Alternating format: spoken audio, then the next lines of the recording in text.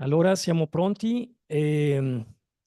Voy a presentar al doctor Daniel Silio, que la Universidad de Guadalajara, a través de la División de Artes y Humanidades, la maestría en Educación y Expresión para las Artes y el Departamento de Teorías e Historias, tiene a bien invitar en este 16º coloquio llamado Miradas, coloquio internacional llamado Miradas de Teorías e Historias.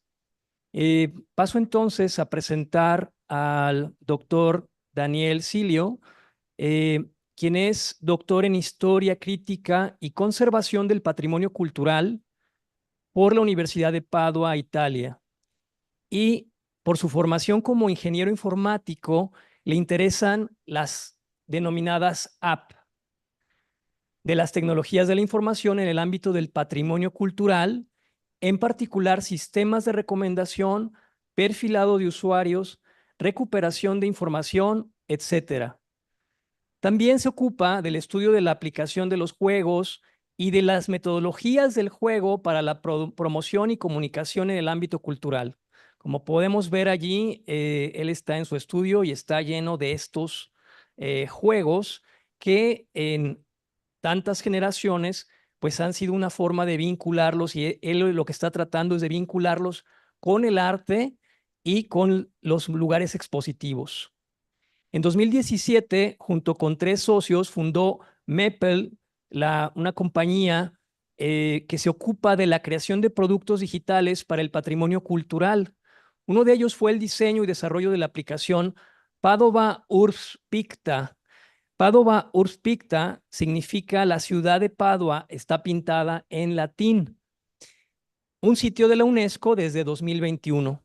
Propietario del curso académico 2022-2023 en el plan de estudios de la maestría en Ciencias Históricas, estudios de movilidad, Big Data y análisis de redes sociales y cursos de historia digital pública.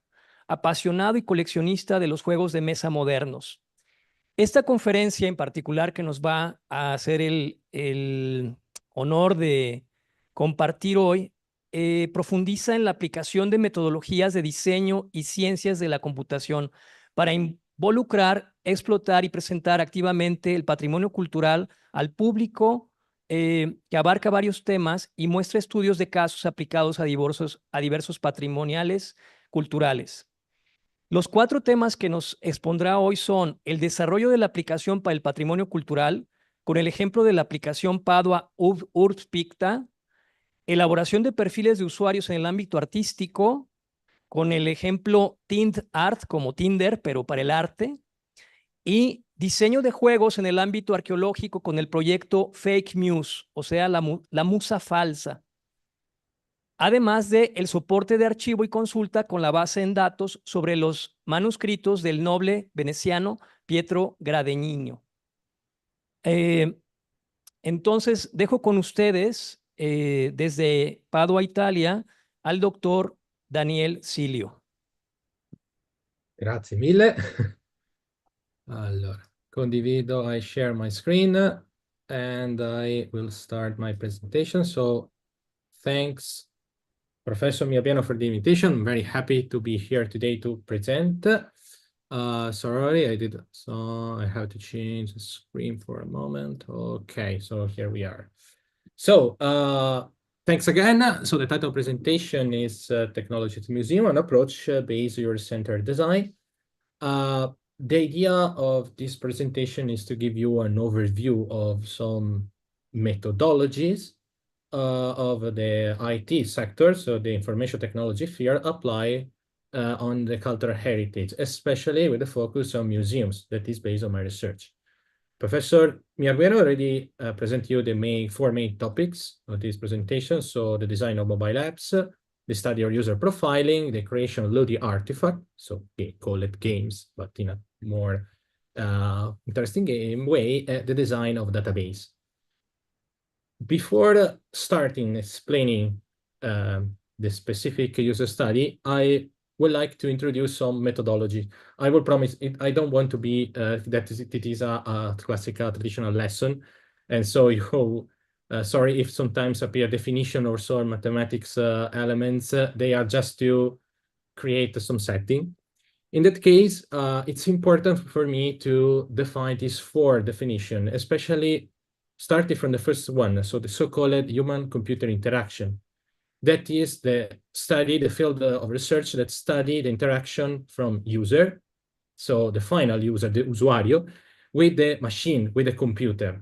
So when you use you're using your smartphone or you're using your computer, there is a study behind that that analyze how which is your behavior with these tools.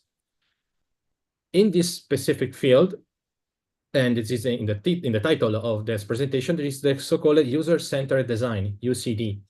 This is is a subset of the human-computer interaction, and it's the idea is to design application, design game, design everything, thinking about that you are not you're not designed by yourself, but designed for the final user. So this is the idea. So you have the application, what you design must meet the needs of your user. So in our case, we think about the tourist or someone that is visiting a museum. Finally, two other terms are user experience, user interface. I think you maybe already heard these terms. And user experience is the study of the experience that people lives in general. In our case, specifically, when you are using an app, so something related to IT, but it's a field so that could be applied to everything. And finally, the user interface, that is the most is the intersection from computer science and aesthetics and design. And so it's the idea to build interfaces, especially in our case for software. So as usual, if I go too faster or I have to go slow, please let me know, because I know that you are hearing in Spanish. So sorry if I cannot speak in Spanish, but unfortunately, I'm still studying. So now I will start talking about the first part of the presentation, so the mobile app. So the design and the development of mobile app for culture. I think that more or less everyone know what an app is. Everyone have a smartphone, everyone use an app. But so an app is just a software designed for mobile devices. So it could be designing an app could be an easy task. But I can demonstrate being a programmer on app I cannot demonstrate, I can assert that is not true. There are three main types of app. Sometimes you can hear about the native app, web app, or hybrid app. I'm focused especially on native app. Native app is app designed for a specific operating system. To summarize, is for Android or for iOS, because nowadays we have two main operating systems. Otherwise, we can design web app, and the difference, web app is more a website designed for mobile. The main differences there's a lot of differences for programming point of view, but for the user point of view is in the first case, user must download an app. So imagine yourself that you're starting a visit in a museum. If the museum design a native app, you have to download. Otherwise, if you have a web app, you have just necessity a web connection, internet connection, and you can open the website. But so these are the first thing to decide when you design an app. Going on the specific case, as anticipated, I work on the design on the officially UNESCO Padova Spictan app. I put this horrible picture about where is Padua, because maybe you don't know, because I assert that I imagine that everyone know where is Padua, but in that case, Padua is in Italy, placed near Venice. And in this small town, we have two UNESCO sites. One is the so-called Orto Botanico, and the other one is the Padua's 14th century fresco cycles. So it's a complicated name for the French Padova Urspicta, simplify the name. And it has been, it's a set of 8 buildings. Each one contains a set of frescoes of the 14th century. So as you can see here, there is the logo, the official logo. My task, me or my team, was to develop the official application. So to present something that the user can explore and design and know more about Padova or Spicta. So, and the research question now could be how to design an app for museum visit and how to involve the user experience, or to improve the user experience better. The idea is to design an app to make this UNESCO site accessible for a lay audience. So this is one of the most important thing. Lay audience, tourists. We know that tourists are maybe, in our case, are not totally an expert of history of art, but for the majority of cases, they are people like me. I'm an example of tourist because I'm not an art expert. So we have to think about that our application will be used not especially from people like Professor Miapiano, that is an expert on art, but from someone that is not an expert. So we have to think about the text, think about how to present this content. And also we have to provide the necessary information about the website, the site, sorry. We developed this application, is a native app for Android, both Android and iOS. And just to inform you, we have 5 languages: English, Italian, Spanish, French, and German, sorry. This is the structure of the app. So here are just some screenshot of the application. I think if you are interested, or if you come in Italy, especially in Padua, you can download. But here is the front end, is what the tourist and user can see. What I'm interested to explain now is what happened in the back end. Not from the programming point of view, because it's not a lesson of computer science, or you're lucky for this point of view, but more for design point of view. Because it's important to, I will highlight that the design of an app is different from programming an app. Programming part is something that the programmer is involved. In the design, there is the programmer, but is also the historian of art. There is a lot of people that are involved in this process in order to prepare to design something that could be good for the final user, in our case, for the tourist. So we try to think in this way. Each information, so each related to, every element related to Padova Spicta is an activity.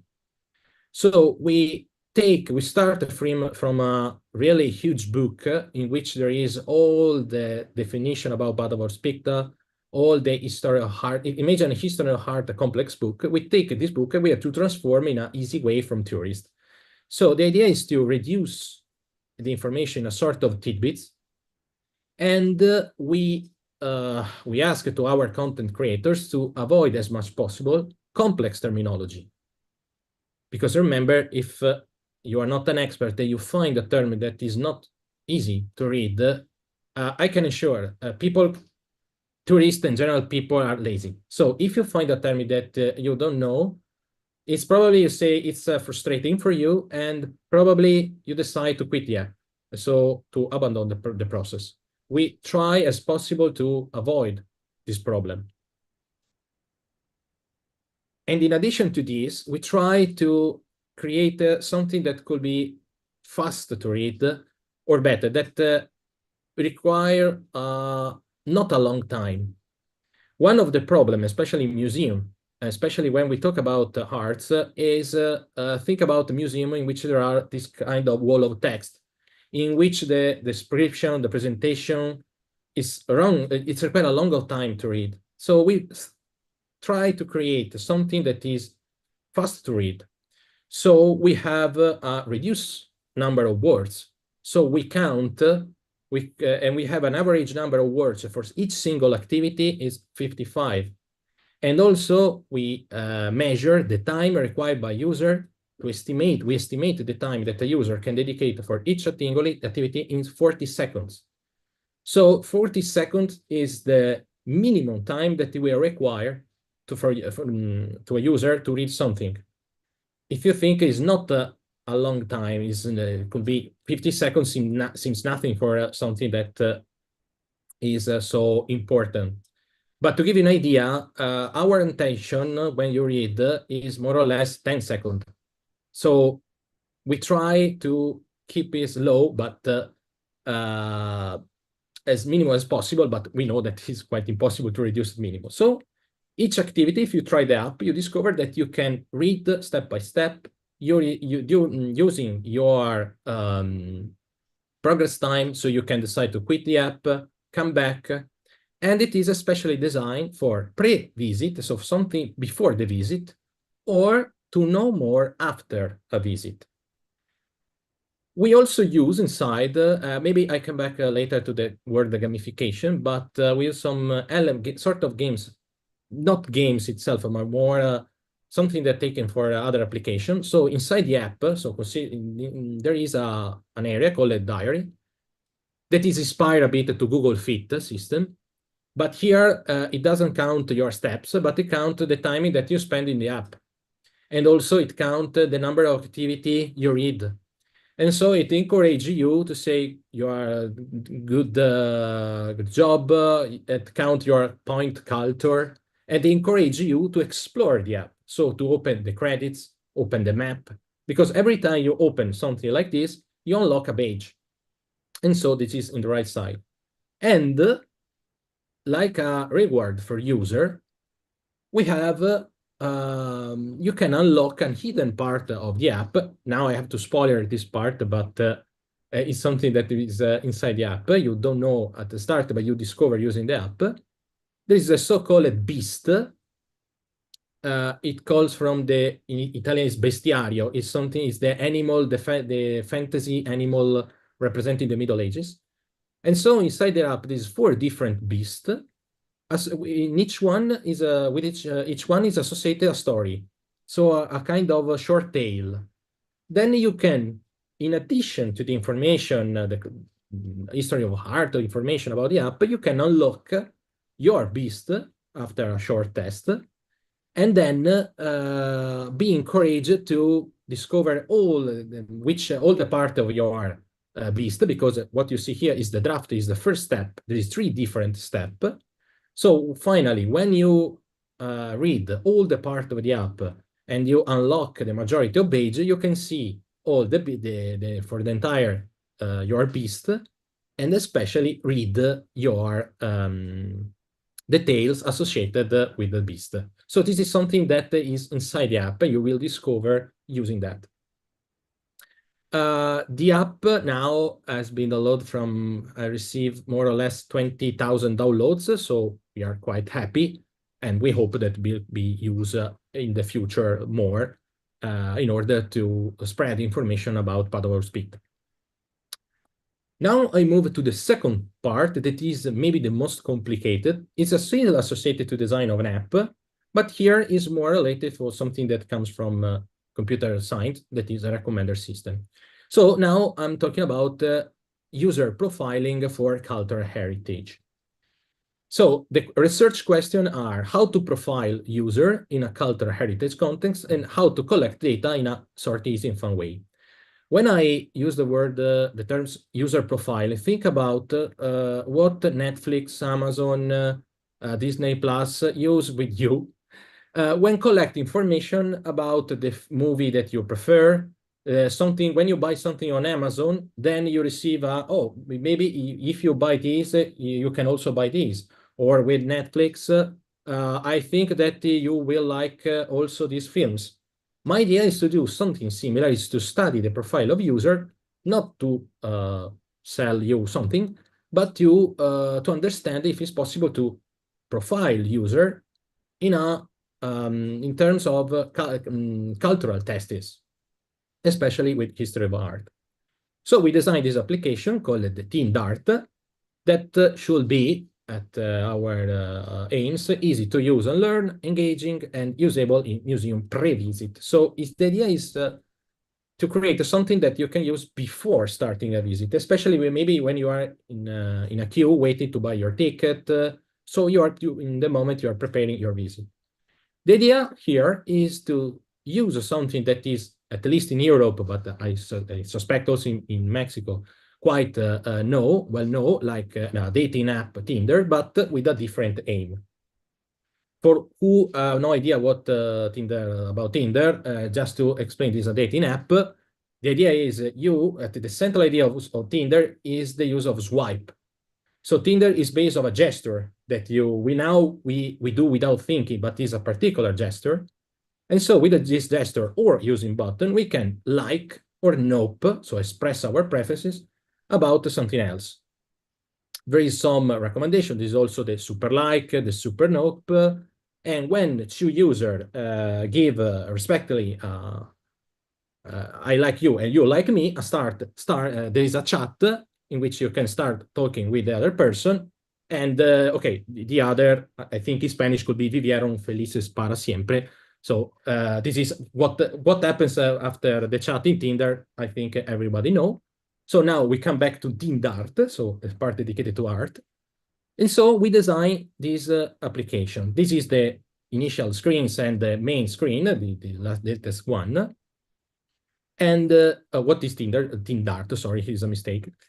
In that case, with Tindart loads a list of artworks from a database. Now I will explain which database and randomly present to you. So think about that you are expressing your like or not to other person, but to artworks. In more or less in the same way. So you can use the swipe or you can use the button. You have this list randomly. I don't present particular information about the artwork. We decide to present only the title, so nor the author, nor information about dates or other. Because we want to be at least as simple as possible. After you want to stop, because say, okay, it's enough for me, there is a button, and so you close a session. After this session, consider that in a database, we are saving all what you are doing. So every log, every like, every nope is saved in an anonymous way, of course. We preserve the privacy. And at the end, if the system have enough information about you, provide you an artwork. You say, I think you can appreciate this artwork. And so you start creating your collection. In the app, there is an area dedicated to your collection. And also the app present your favorite current artistic movement and genre. You can click and know more about this element. If you don't have enough information, there is this famous GIF about John Travolta, in this case located at the Liviano Palace, that is where I have my office. The application is a native app and has been designed for Android. I think you can download, maybe not for iOS, sorry, but it's only for Android. Here is the schema of the database, but is not so relevant. And just to give you an idea, this is the schema of the app in terms of flow chart. So we have to think the user click, there is the first access, then there is download, but I can skip this part, sorry. And I want to highlight this part, this element. The application takes all the artworks from the Metropolitan Museum of New York, especially from the Metz Heilbrunn Timeline of Art History. It's very absolutely important in that case that the people in that museum create an amazing digital collection and also provide the so-called API, so a way that we can use to interact with this collection. In addition to this, in a laboratory that we have with the student of the Department of Cultural Heritage at the University of Padova, we ask in a first test the student to collect artworks, the artworks they prefer, and they save this subset of metropolitan artworks in a dedicated database that I created and using this web portal. Each of these artwork has been labeled using the information metadata like title, author, and so on, but also artistic movement and the genre. So we create a sort of sub-collection from the Met collection, and was the student to work to create this sub-collection. It was a project or explaining student the importance of correct digitalization of, in this case, artworks, not only for preserving artworks, but also to promote them.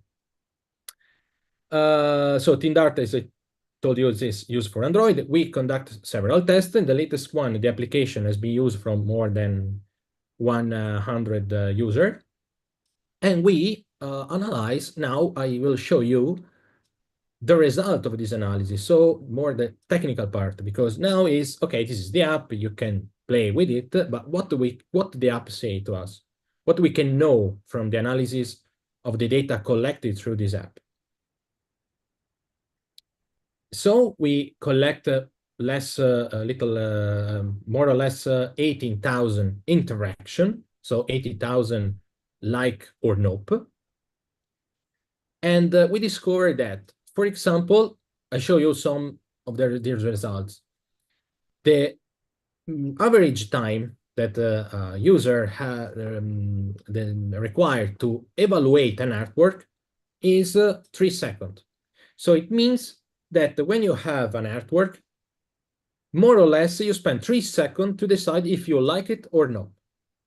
It could appear something that, okay, interesting observation, but for us is important information, because thinking about that you are using this app in a pre-visit museum, we know how many artworks we can ask you to evaluate. So we know that if the user has 1 minute time to dedicate, so we can provide a specific amount of artworks. Here we can also analyze the different timing of evaluating an artwork, so like or not. And we discovered that some artworks require more time, maybe because they are abstract genres, so people spend more time to evaluate if they like or not. In the other side, people immediately say, "Oh, I like it," or "Oh no, it's horrible." So we also have this perception.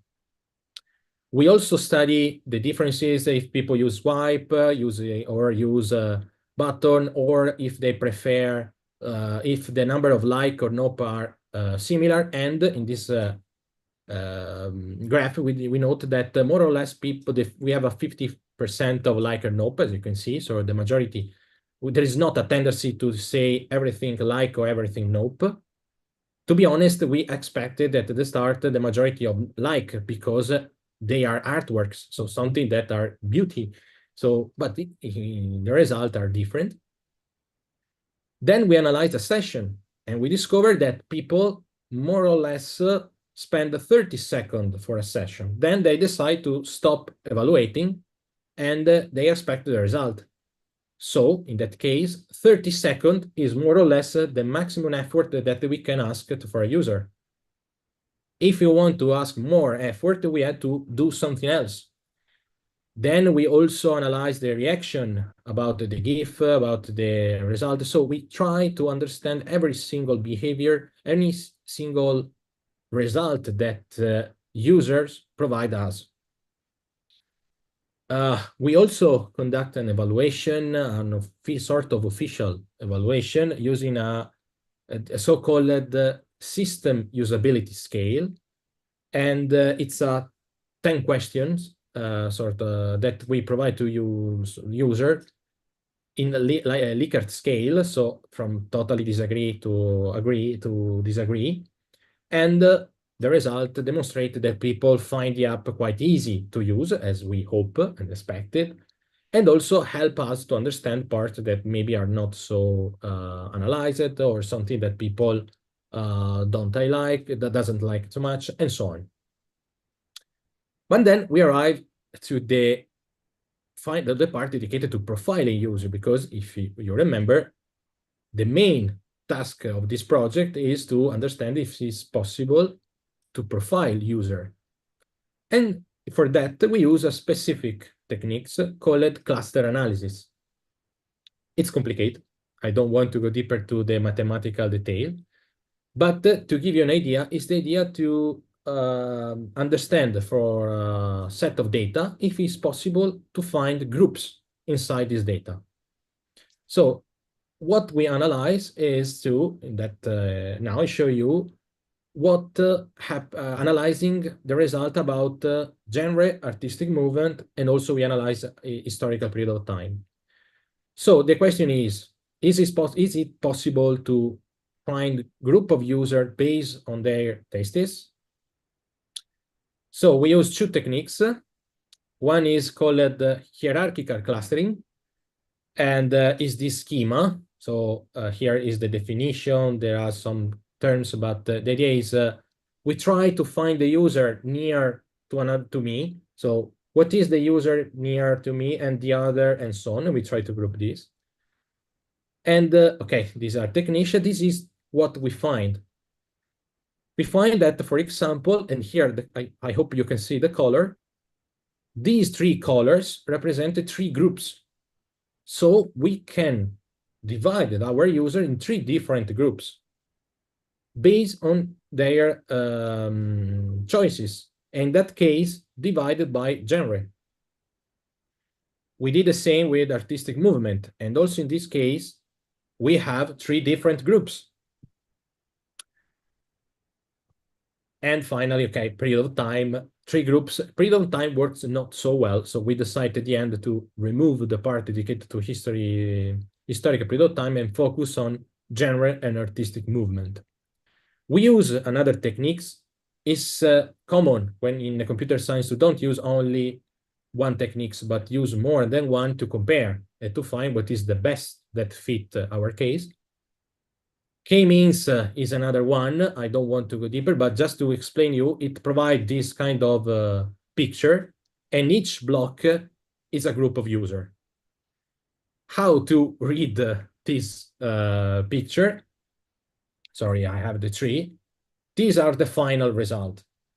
So as you can see, we have in the cluster, so different cluster, but this cluster transform, we analyze this cluster, and we discover that the group people can be divided in three parts. And for example, in the left part, in this part, we have a group that dislike abstract artworks. So -5 means they dislike this. And they particularly like landscape. Or in that, we discovered also that landscape is the genre that people and something that people really like, and something that people sometimes dislike is a sacred scene or abstract. So we discovered these specific tests. But starting from this, we can say, okay, we know that our groups, our people can be grouped in these three ways. And so our idea, that is the final hypothetical application of the app, is, dear director of museum, try to use this app to know your user, to understand what they like or what they don't like, and understand maybe if they don't like something, to don't remove from your museum, but maybe you can present a specific set of artwork in a different way to make them more appreciable for the user. And with this, I close the part about user profiling, and I move to something maybe more easy and more funny. That is another part of my research area, that is the designing of serious game for cultural heritage. As you can see behind me, there is a wall of games. I more in board games than in video games, but now I have this research is NAP games.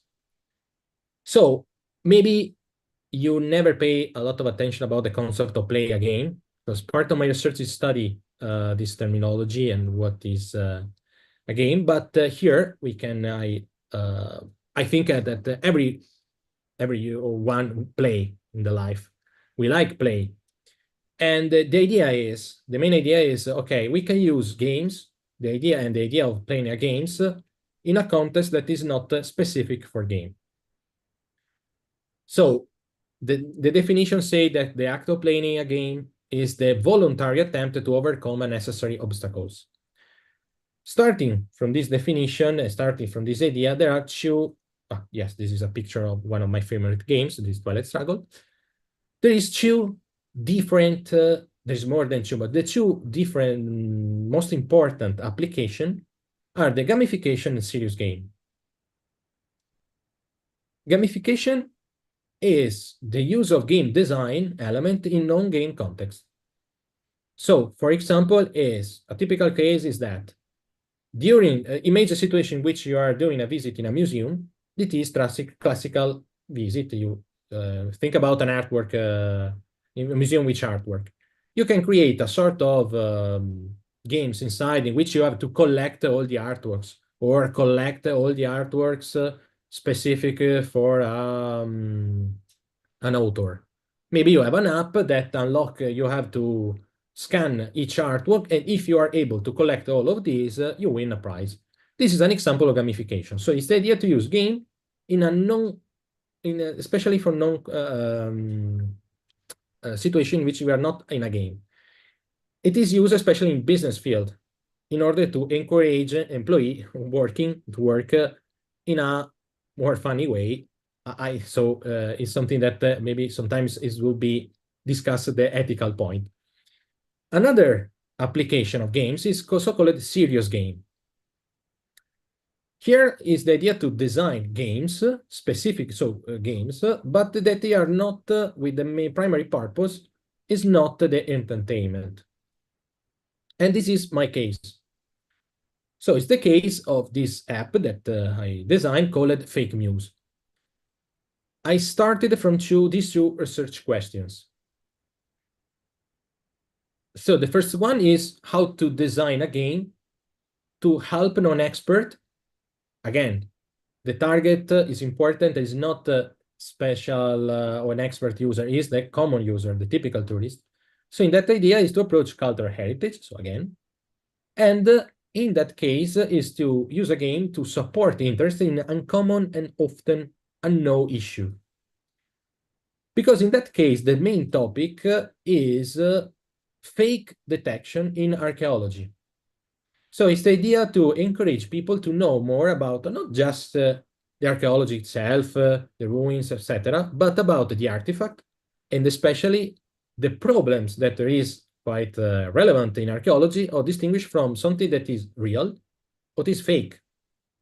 Because sometimes it is not so strange that a museum expose something and after some analysis they discover that this is not an ancient Greek or Romance pottery artwork, but this is maybe produced by someone that create a fake.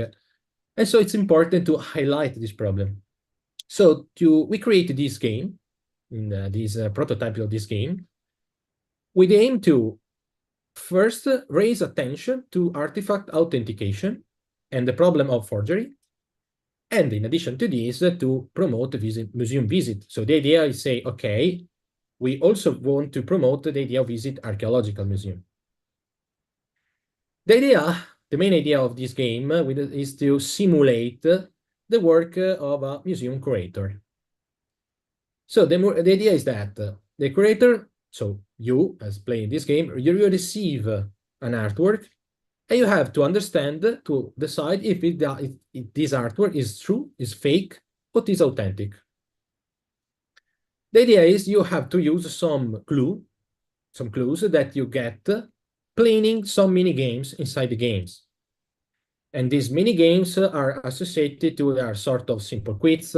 We have four different mini games inside the games in order to collect the coin to use to buy clues to finally decide if an artwork is true or fake.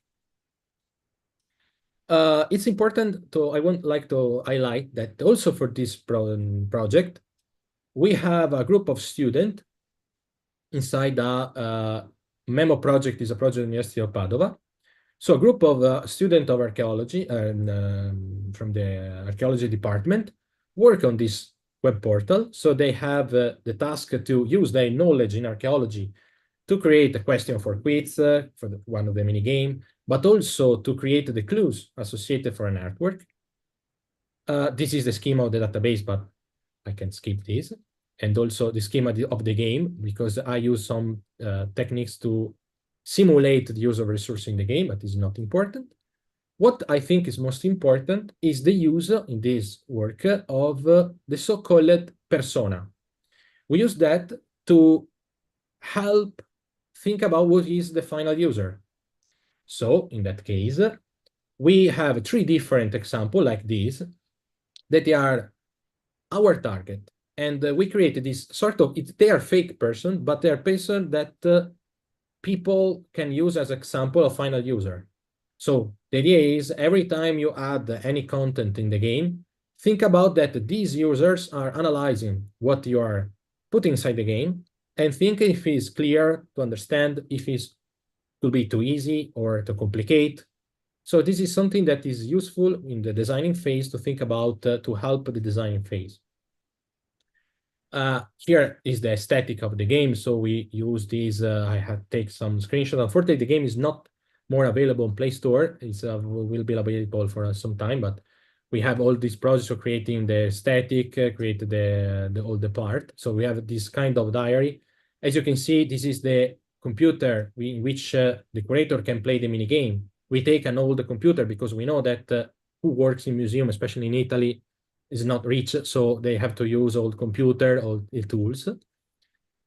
Here is the system about the core mechanics of the game, but is something technical. I don't want to spend a lot of time, but it's the idea that the game uses some resources called the Museuro or Lauro, and as a resource in the game.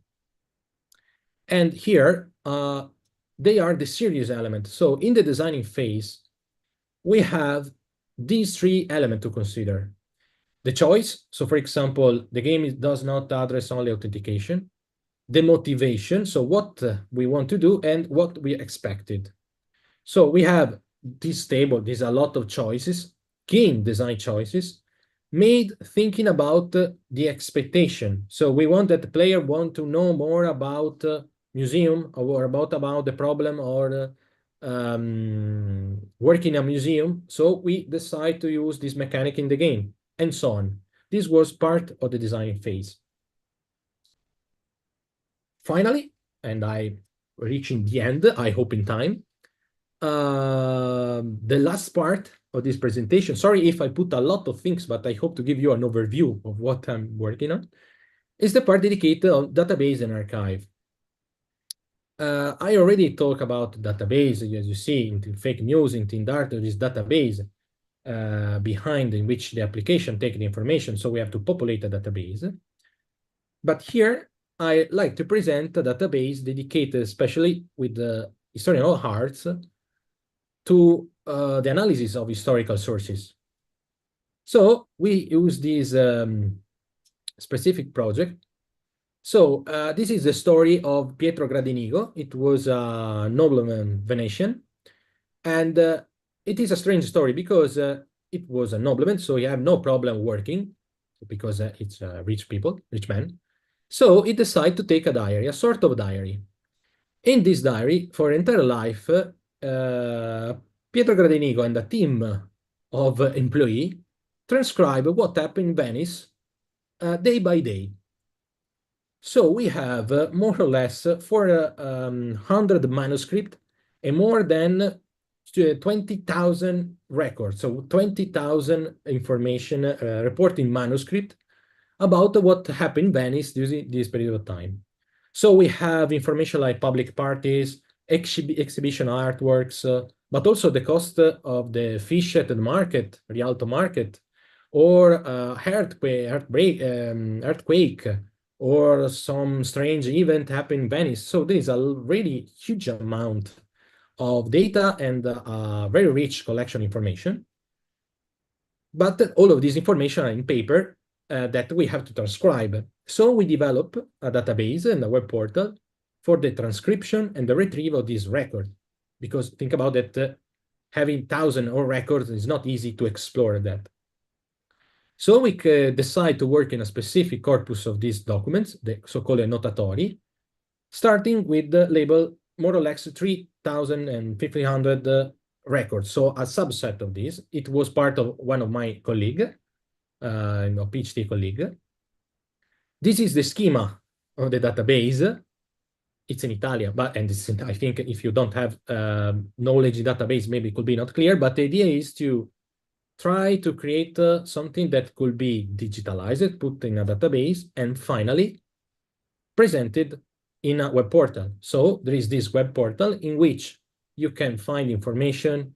You can immediately know more about, if you want to know more about architecture, the system give you immediately the list of architecture. If you want to know if a specific painter was in Venice in a specific period of time, just use a query.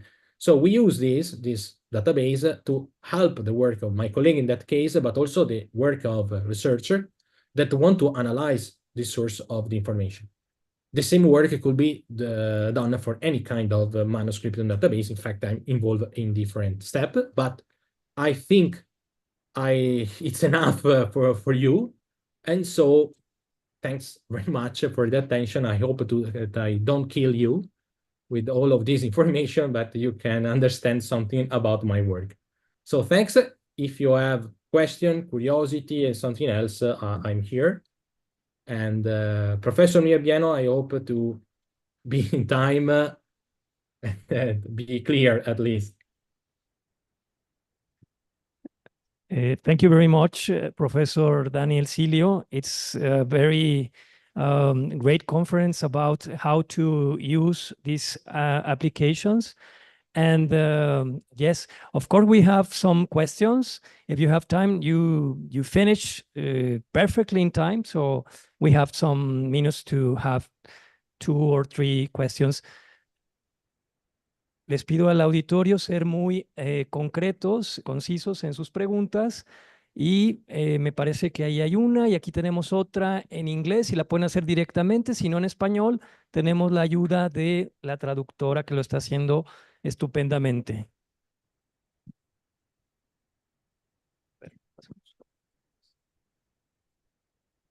Well, first of all, thank you very much for the explanation. It was very clear. Something that I liked was the idea of the Teen Art app. I remember a little bit like when you say about tourists or fanatics of art that wanted to be more like in the medium that doesn't have to be that difficult for them. I remember that the Louvre have like a guided visit to the museum that you can see through the app, through the website.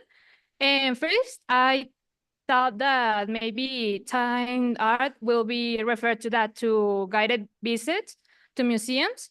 But the more you explain it, the more I felt like I feel a little bit lost, because then this is what I want to ask, like teen art will be only focusing on the artworks of the museums, or it will be like a compilation of many artworks, like it can be, for example, I don't know, artworks from Mexico, artworks from Italy, artworks from France, or it will be focused on the museums. That's something that I didn't quite get. Maybe that was my mistake. So I want to know more about that. Okay, thank you for your question. And no, you can use for more or less what you want. The idea is if you can put in a picture, you can use.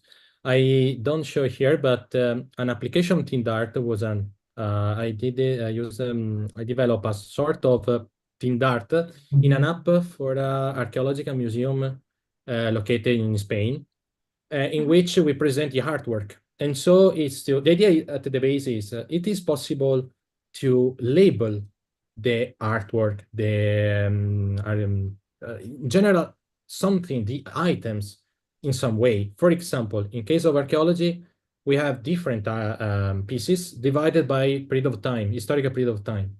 So in that case, it could be useful to understand if people prefer the Roman part of the Greek part or the more modern part. So we can apply in any situation for that case. Of course, you have to populate the database, the collection before. So it requires work in creating and label everything, but sure.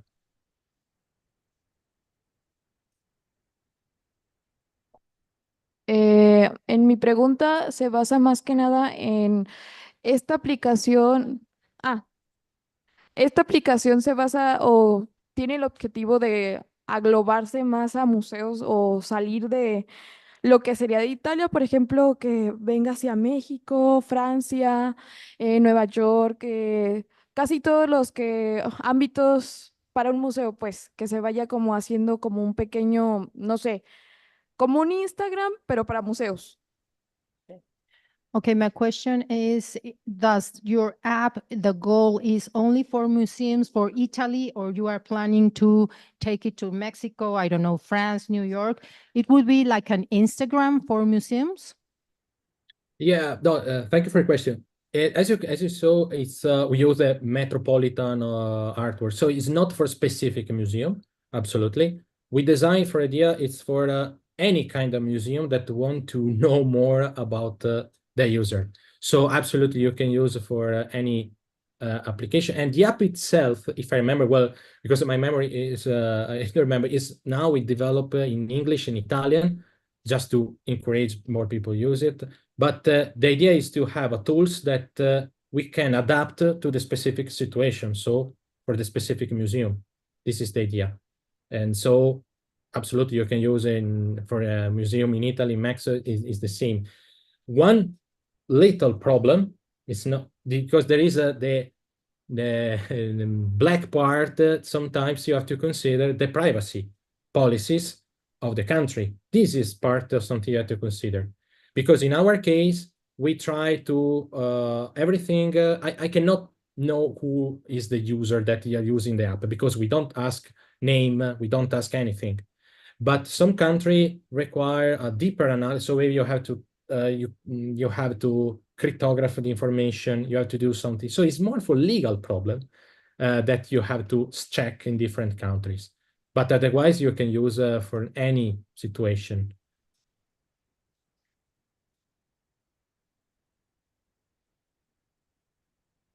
Well, first of all, hi, and thanks again for Hi. your time.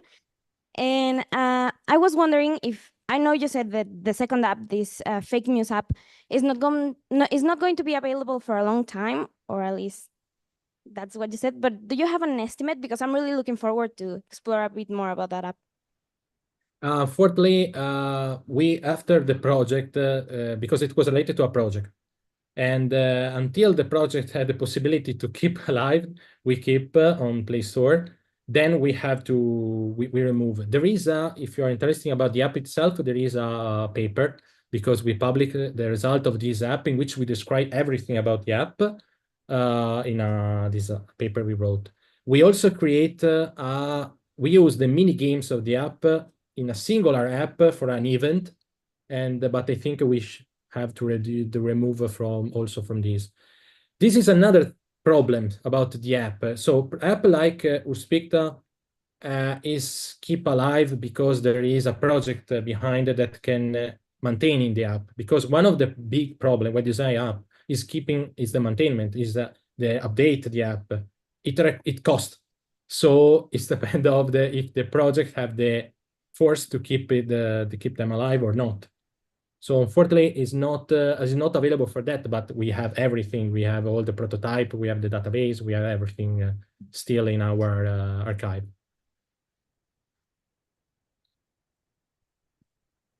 Ok, mi pregunta va más enfocada a la aplicación de TinArt, ya que considero que es un poco discriminatoria, bueno, discriminatoria para las obras. O sea, sí te aparecen las obras, pero aquí mi pregunta es la siguiente. Al momento de yo esquipear o darle a negativo a una obra, ¿te vuelve a salir como sugerencia o la desecha totalmente y se enfoca en la obra principal que correspondiste?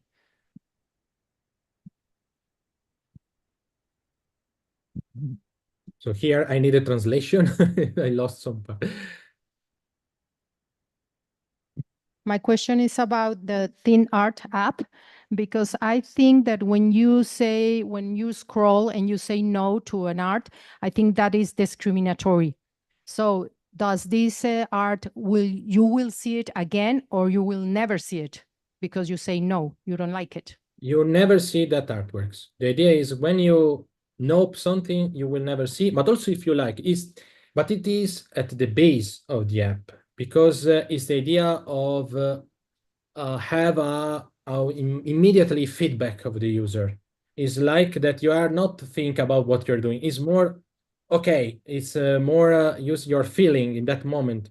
So it could be appear quite discriminatory, especially Professor Miabiano know very well from historical art that in which you are expressing a negative observation to an artworks.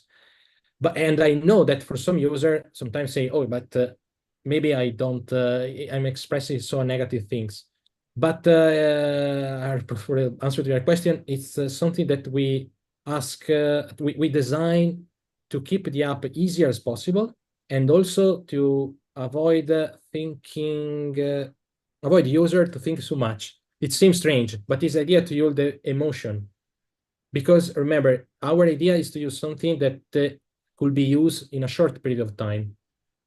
So yes, in that case, when you express no, it's a no. There is a way to skip expressing. If you have adapted, you can close the session and maybe come back again in a new session because you can start new session with the remaining hard. There is, I think, 300 different artworks to evaluate. So it's long to finish the app. But yes, you after a nope or after yes, you cannot see. Maybe if you express a like, you can receive the artwork as a reward to put in your collection. But it's quite random. It's not sure. Thanks. Hello. Well, Hi. I wanted to ask about the algorithm in the app because I just wanted to know what do you think about this echo chamber, like yeah, some in the algorithm that can be used if you only like some specific art, how the algorithm can help the user to, I don't know, break like some stigma about, I don't know, modern art, just to put an example. Is the algorithm going to help the user to keep an approach more open about different type of art that they like? No, How do you plan to okay. do it? No, the algorithm present the artwork in totally random. So there is not any specific way. It's of course it's random based on the database of artwork. So it's important the data set you create at the start of the project because of course the user will see the artwork you provide. The artwork show randomly, and at least to help user to know more, there is I don't report in the slide, but there is this sort of dashboard area of the app in which you can see the collected artwork and you can see information about artistic genre, artistic movement. And in that part, the app encourage you to know more about art in general. But there is the algorithm itself is random. The algorithm used to cluster user is more complicated. And here it's a so-called unsupervised clustering machine learning. So in that case, could be problems on evaluating the cluster. And so here could be something that is interesting to explore. So we use some mathematical informatica data to evaluate the cluster, but here could be a problem because maybe user could not like the cluster in which is put. And this is something that is the next part of the TNART. So maybe modify the clustering algorithm. But this is another step, another possible and absolutely valid step. I don't know if you All right. reply to your question. All right, thanks. Welcome. Siamo veramente ringraziati di questa bellissima conferenza, ma il tempo è veramente un tiranno e dobbiamo chiudere No. qui. Il professor Nardan è già in attesa e quindi vogliamo ringraziare il professor Daniel Silio per questa magnifica conferenza che ci ha dato e soltanto dire che dobbiamo approfondire su questo tema che è davvero affascinante e ha tanto futuro avanti. Grazie ancora, professor Daniel Silio. Grazie a voi, grazie per l'invito e alla prossima. A dopo. Ciao.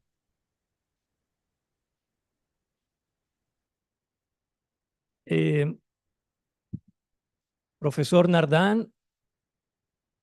Hello. Ah, à l'université, nous sommes heureux que vous proposez cette précieuse conférence. I cannot speak French, unfortunately, but well, we need to speak in English. English is still the common language, so I will present to you for the audience in Spanish to start your excellent conference. El profesor Patrick Nardin es profesor de artes visuales en la Universidad París 8, además de artista y teórico. Su investigación se centra en la imagen-movimiento en el arte contemporáneo, con especial énfasis en las técnicas obsoletas o fallidas y su interacción con los medios más modernos. Su trabajo artístico desarrolla el concepto de cines de papel, basado en el principio de las películas pintadas, transformando la imagen proyectada en un dispositivo de exhibición para la pintura. Entre sus publicaciones se encuentran el ensayo Borrar, Deshacer, Desregular en la revista L'Harmattan de 2015 y los volúmenes coeditados Camboya, Cartografía de la Memoria del 2017 y Archivos del Presente del 2017.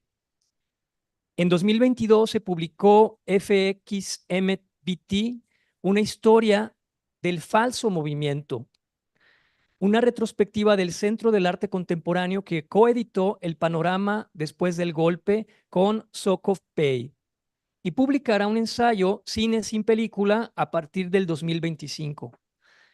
El maestro Nardin ha dirigido numerosos programas de investigación internacionales, más recientemente con Sokov Pei, Memoria y Paisaje en Camboya en 2016 a 2022. Y desde 2021, archivar historias de objetos en colaboración con la Universidad Sheikh Anta Diop de Dakar, la Universidad Gaston Berger de Senegal y el Museo de Arte Africano Théodore Monod de Dakar. Archivar los relatos de objetos tiene como objetivo explorar las formas de registrar y archivar objetos y relatos de los bancos de museos, un concepto inspirado en los bancos culturales del África Occidental.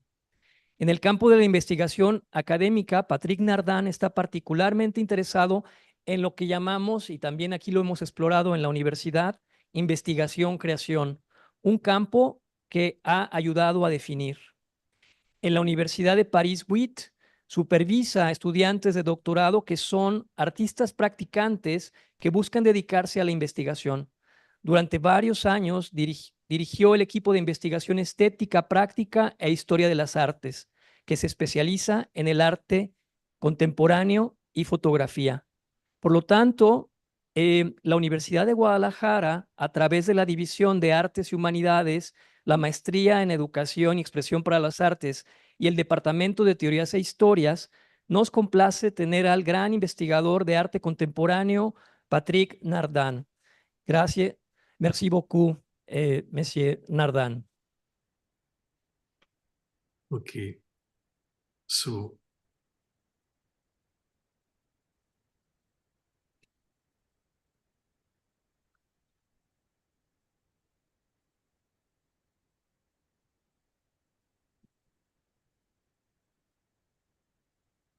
you see the picture? Perfectly. Okay. So, hello, everyone. So, first of all, I'd like to thank Alfonso Miebueno for inviting me to this colloquium. Unfortunately, I don't speak Spanish, so I'll be speaking in English, but please excuse my limited language skills here.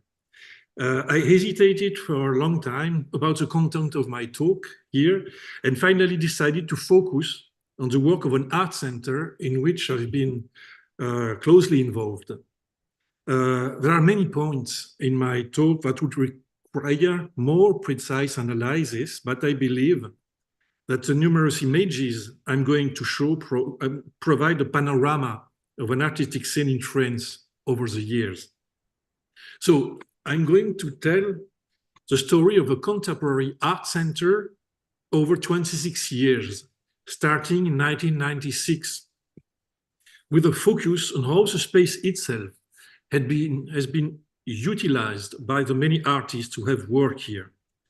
I thought it would be interesting to share with you a glimpse of this long history, considering that this center was never really been viewed merely as an exhibition center. I mean, a place where works created elsewhere are simply shown, but rather as a site of production.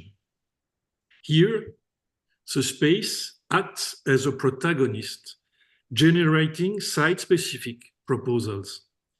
It is therefore a place of experimentation and production. Here, the work is often inherently ephemeral, created for the place and destined to disappear. So, between exhibitions, this can lead to a complete metamorphosis of the site. This question of site-specific work runs through the history of contemporary art in France. The issue is central, for example, to perhaps the best-known French artist outside the country's border, Daniel Buren, who primarily works on site. He's best known for his systematic use of vertical stripes, which he calls visual objects. For him, stripes are not what you necessarily have to look at, but what they make you see, the way they change your perception of space. So I'd like to show you first an exhibition, great exhibition, at the Centre Pompidou Metz in 2011. They're not to be confused with the Paris Museum. This is another one located in Metz, which is a town in east of France. So the vast exhibition space features a huge bay window opening onto the city, a distinctive feature of its architecture. In this space, Buren presents no objects, but covers the walls with mirrors. I show you now an example of it. Here you can see the installation. The mirror extends the landscape when looking towards the bay window. So you see here on the right, the landscape, and on the left, the mirrors. And the landscape seems much bigger. Look at this second picture, which is taken from the back of the room. It's a bit blurry. I found it on the internet. The mirror transforms the site. And at the opposite wall, the opposite wall is covered with distorting mirrors. Here with some people in it, here's the distorted mirrors. So mirrors alter the perception of space and disorient the viewer who find themselves facing an augmented space. So Buren's work is constructed here according to specifics of the site. It's also a feature of some of the art center's programming, which I'm about to discuss. Here's the Centre Pompidou Metz, and the view was here on the left of the picture. And this is the same room with no mirrors. I will use this picture later. The name of the center is Faux Mouvement, which means false movement. It was founded in 1983 in Metz, which is also the location of this Centre Pompidou. Metz is a city in eastern France, near Germany, Luxembourg, and Belgium.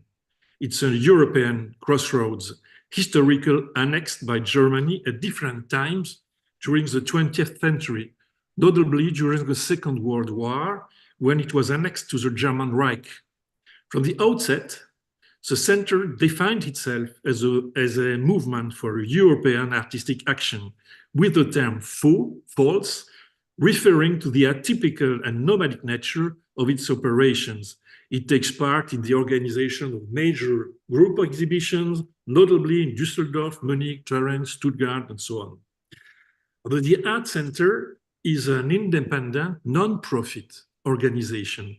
It is not therefore a commercial gallery present at art fairs.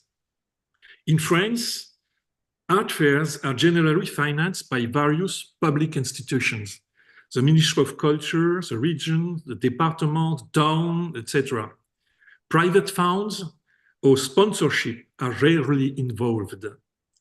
The system was set up in France in the late 70s and early 80s with the arrival of a left-wing government.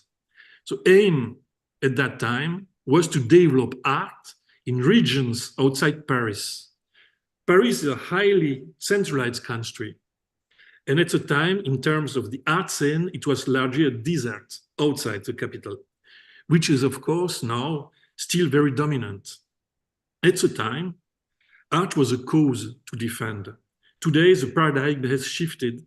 Public funding has become more complex, and most of the venues, art centers, are in an unstable situation, struggling to maintain their activities. So, Faux Mouvement, false movement, is housed in a windowless space of around 400 meters square, which was previously a television studio. However, its programming often takes place off-site in European cities, as I said, Germany, Italy. It also developed in a form of urban action. So I will show you, let me show you an example of this urban action. Look at this picture here. In the middle, you can see the cathedral. It's a 13th century Gothic cathedral, very old, very historic in the background. On the left, rather an old water tower for supplying steam trains, old steam trains. The train station looks like a medieval castle in this city. And on the right, there's a tower. This tower is something like an architectural disaster. It's called the Tour Poilin.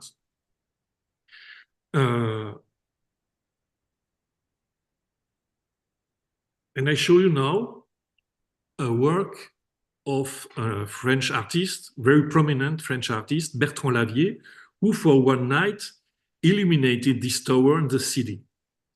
And this Poilin Tower, a building from the 70s, is visible from the panoramic view of the Centre Pompidou, where you saw before Daniel Buren.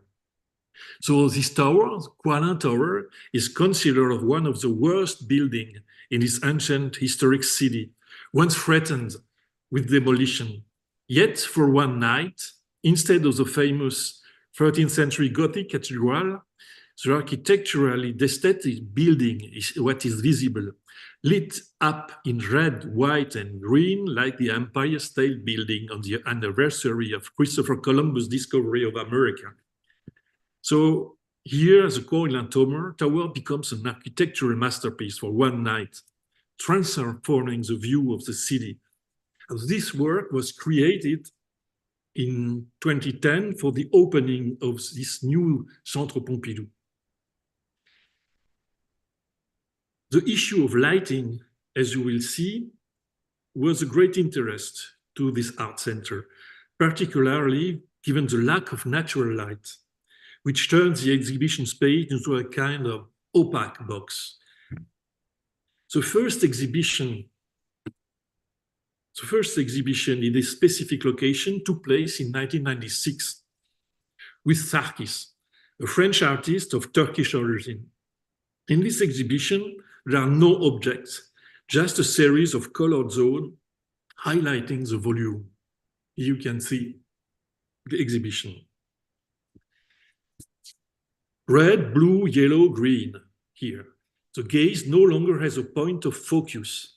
Deprived of landmarks, the viewer can wander aimlessly around the pillars looking for an exhibition and can't be found. In these objectless settings, there's nothing to contemplate but the impalpable atmosphere. The gaze builds itself on the wandering figures that structure the visual field, moving from one colored angle to another. The undecided viewer, still trying to decide what to see, becomes the object of attention for others. By moving under the light, they activate the site, organizing fictitious nearness and distance, forming shifting shadows as if on a film set waiting for crew or actors. The lighting is produced by theatrical spotlight fitted with color gels. The projections modify the perception of the place, but they don't project images. They help to form them. We are in a studio reality, an artificial reality. It's a playground, more cinematographic than theatrical.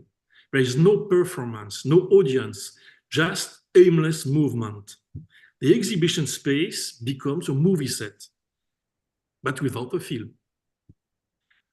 Those who move around are both spectators and subjects for attention.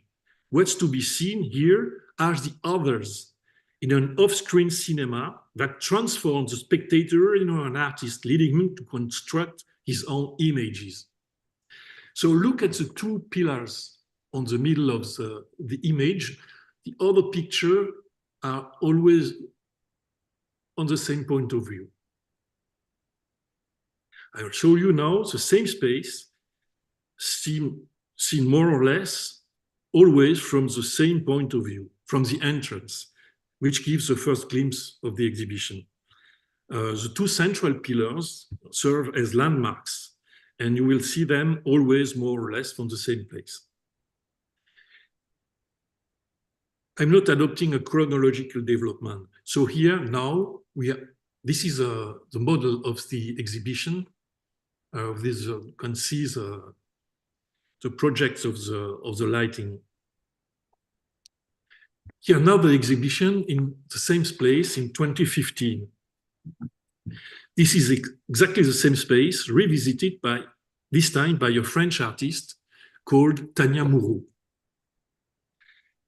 So in the main room, a wall painting covers every available surface.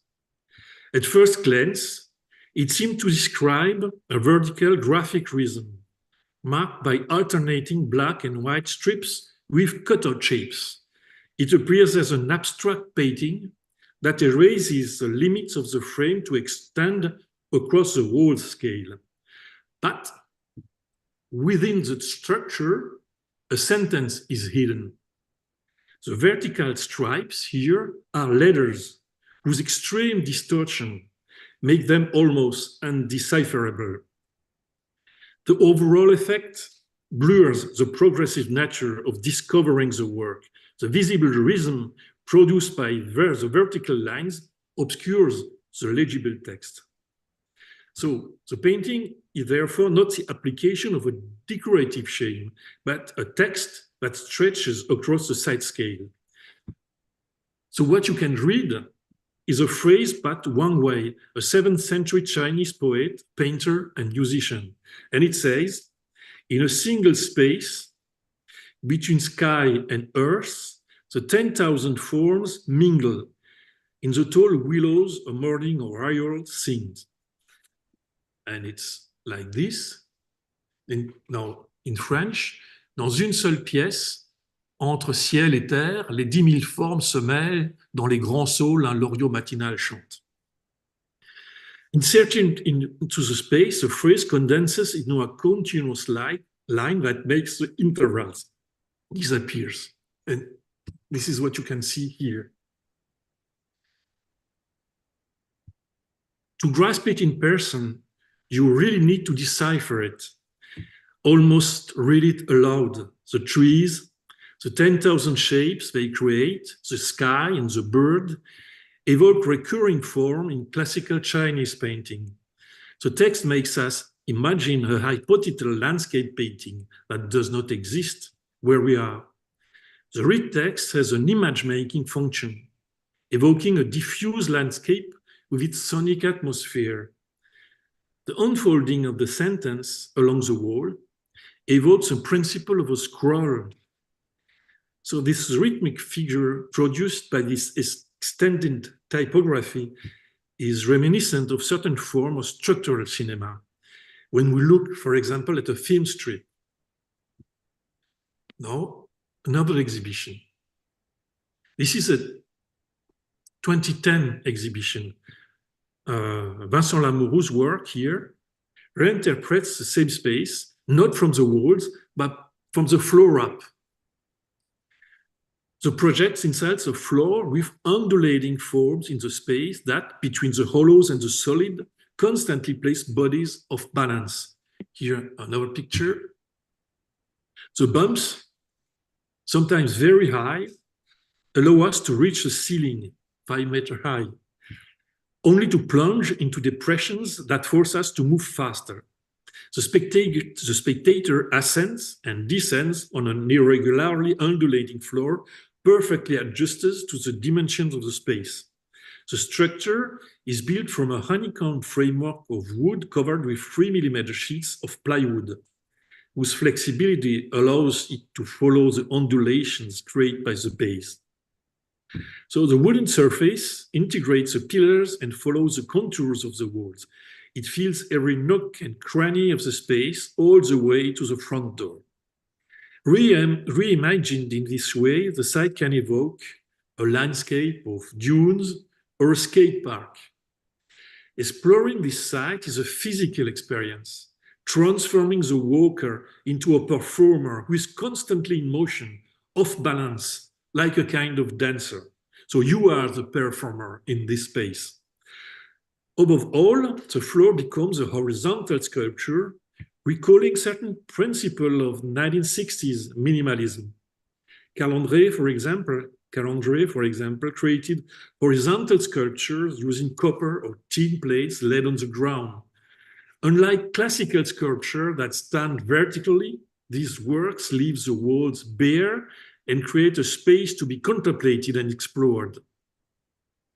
So the technical specifics of this work make it a masterpiece of craftsmanship as well as a work of art. So here, you can see the carpenters at work to build this floor. And this is the project. So what Lamouroux provided was a somewhat vague project, executed by just an image, executed by a company specializing in theatrical sets. It was entirely assembled on site by carpenters. This is another project.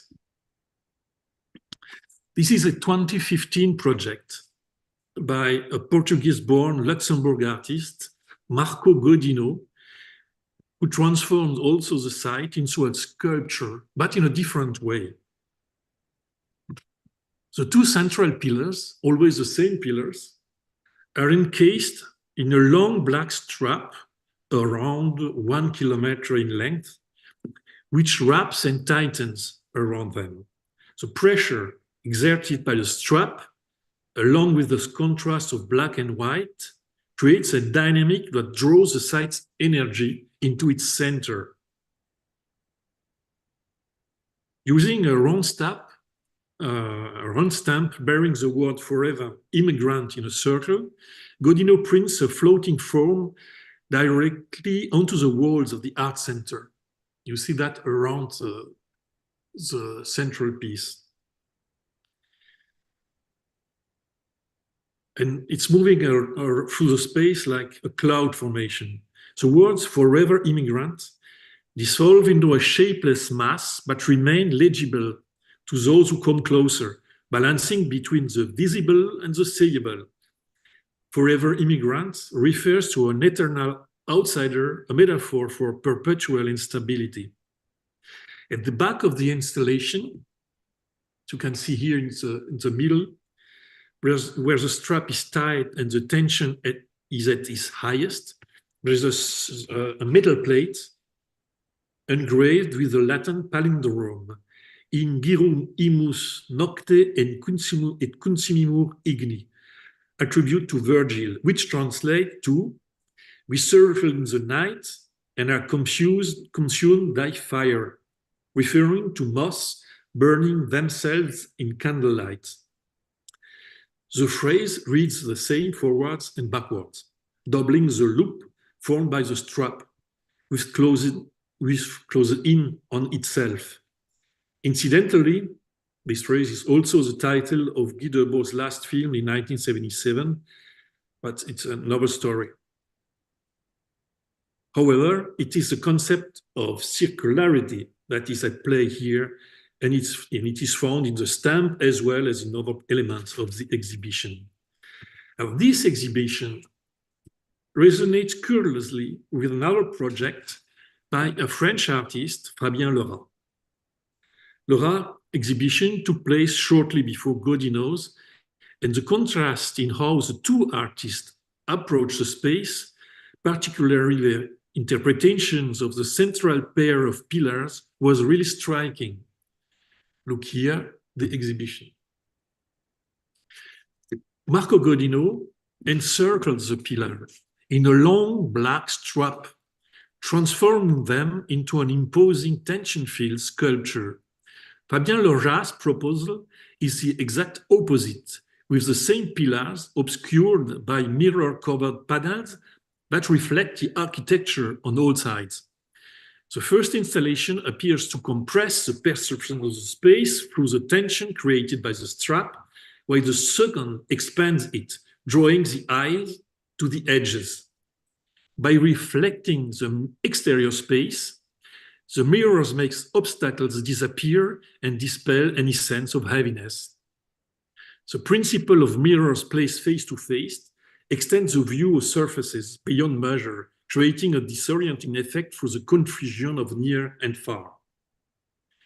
Now, this place, as I said, is windowless, which makes it ideal for video installation and projections. However, this can pose challenges for certain artists who rely on natural light. This is the case for a French artist, Cécile Barre, who creates screen paintings that interact with natural light. The eye travels through her works, which are often displayed in front of windows or other openings. Here, Cécile Barre has adapted her approach by producing a site-specific installation that combines screen paintings, painting that play with transparency and opacity and are allowed the gaze to pass through, and video projections. Here, the exhibition. The light, in this case, is artificial, produced by video projectors that display still images of varying intensity. The frames of light created by the projection evoke vague windows, diffuse distances, and fictitious escapes. The screen paintings here, an overview of the exhibition. The screen paintings here extend there from floor to ceiling, reorganizing the space's geography and making a comprehensive view of the area impossible. It's another studio experience, offering multiple framings to the viewer. The title of the exhibition was a cinema term. In French, extérieur jour, in English, exterior day, which plays on the paradox of an artificial light. Here, the two views of the exhibition. We now return to the uniformly lit space with an exhibition by an artist you may know, John Giorno, a close associate of Andy Warhol. He's a man featured in the film Sleep, which shows a sleeping man for several hours. John Giorno is a poet who practices sound poetry, but who gives also poetry a visual form, as you will see here. These are seal screens on canvas made in New York, but mounted on site. Once again, it's a work between text and image, an important dimension now of art in France. This exhibition was also sonorous, with Giorno's voice diffused through sound showers, meaning that the sound was only audible when the viewer was positioned at specific locations. Another example of creating a place within the place is the work of an artist you may also know, Rekrit Tiravanija, with a place called Rehearsal Studio. Here, Rehearsal Studio. The works date back to 1996 and has been rebuilt for the occasion, fitting perfectly between the pillars. The Tiravanisha's work rehearsal studio is a full-scale recreation of a small New York rehearsal studio. There Tiravanisha used to hang out. In a wooden shack, 4 electric guitars plugged to amplifiers are ready to play are assembled. Rather than the art objects one might expect, the setup offers an experience. Anyone can grab an instrument and create the show themselves. The rehearsal studio appears as an available structure waiting to be animated by the spectators, adventurous enough or bold enough to step forward and become improvised rock heroes for a brief moment. So you may know the song by Kurt Cobain's Made Like Teen Spirit. In this song, he says, "Here we are now, entertain us." Faced with the instruments, that's exactly the invitation. Grab the guitars, however you can, and entertain us. This is an example of a practice in France theorized by the critic Nicolas Bourriaud as relational art. The title was one of his books from the 90s. The work creates a situation that defines a way of bringing people together. In France, this approach can be seen in the work of well-known artists such as Pierre Huyghe and Philippe Parreno, for example. The work serves as a mediation.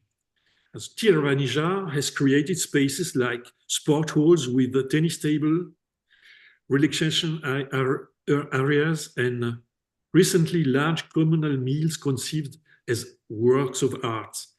Such a project in Paris called Soup No Soup at the Grand Palais in Paris in 2012. Here, the entrance of the rehearsal studio, and here, inside the studio. In the studio, in the background, hangs a work by Matthew McCasling entitled Tricks of the Trade, 1991, consisting of 2 fans, electric lamps, and 2 hand clocks, all connected to a box by a network of exposed wires.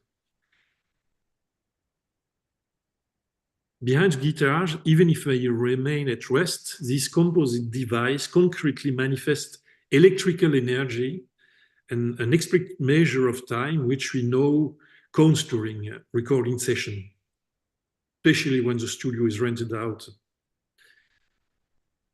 So another exhibition in 2021 will focus more specifically on the question of sound. Here, the exhibition.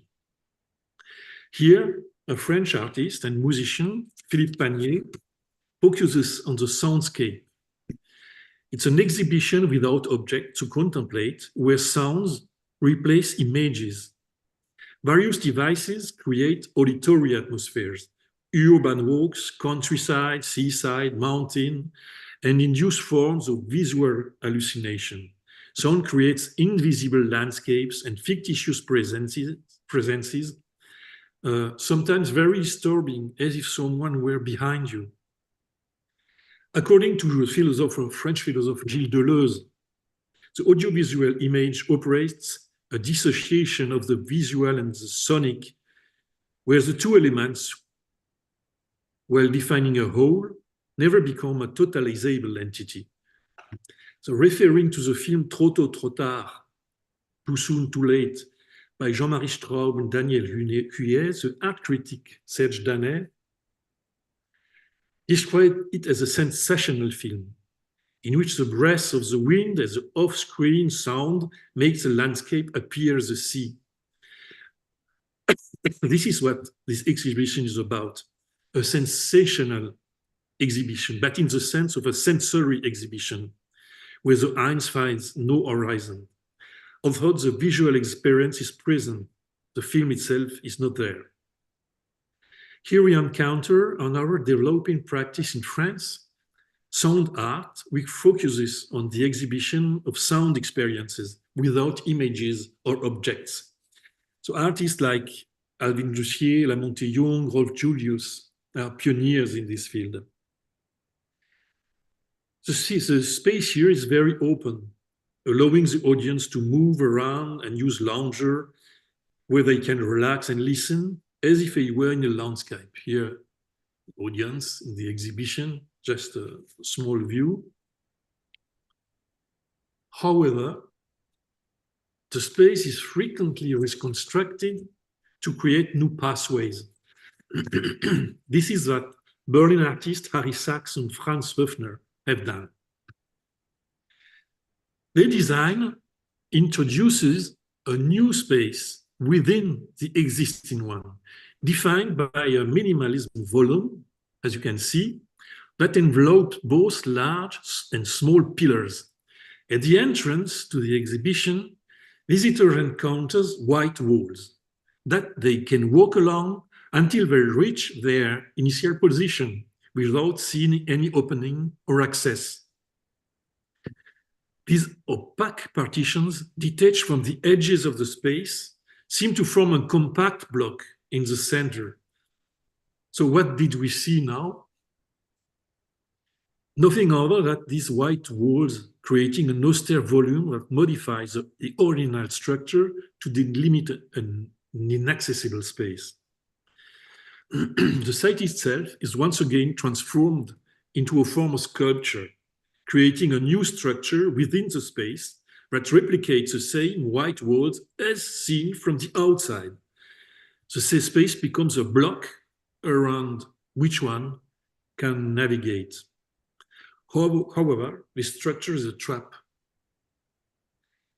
and its seemingly rigid design takes on a parodic twist.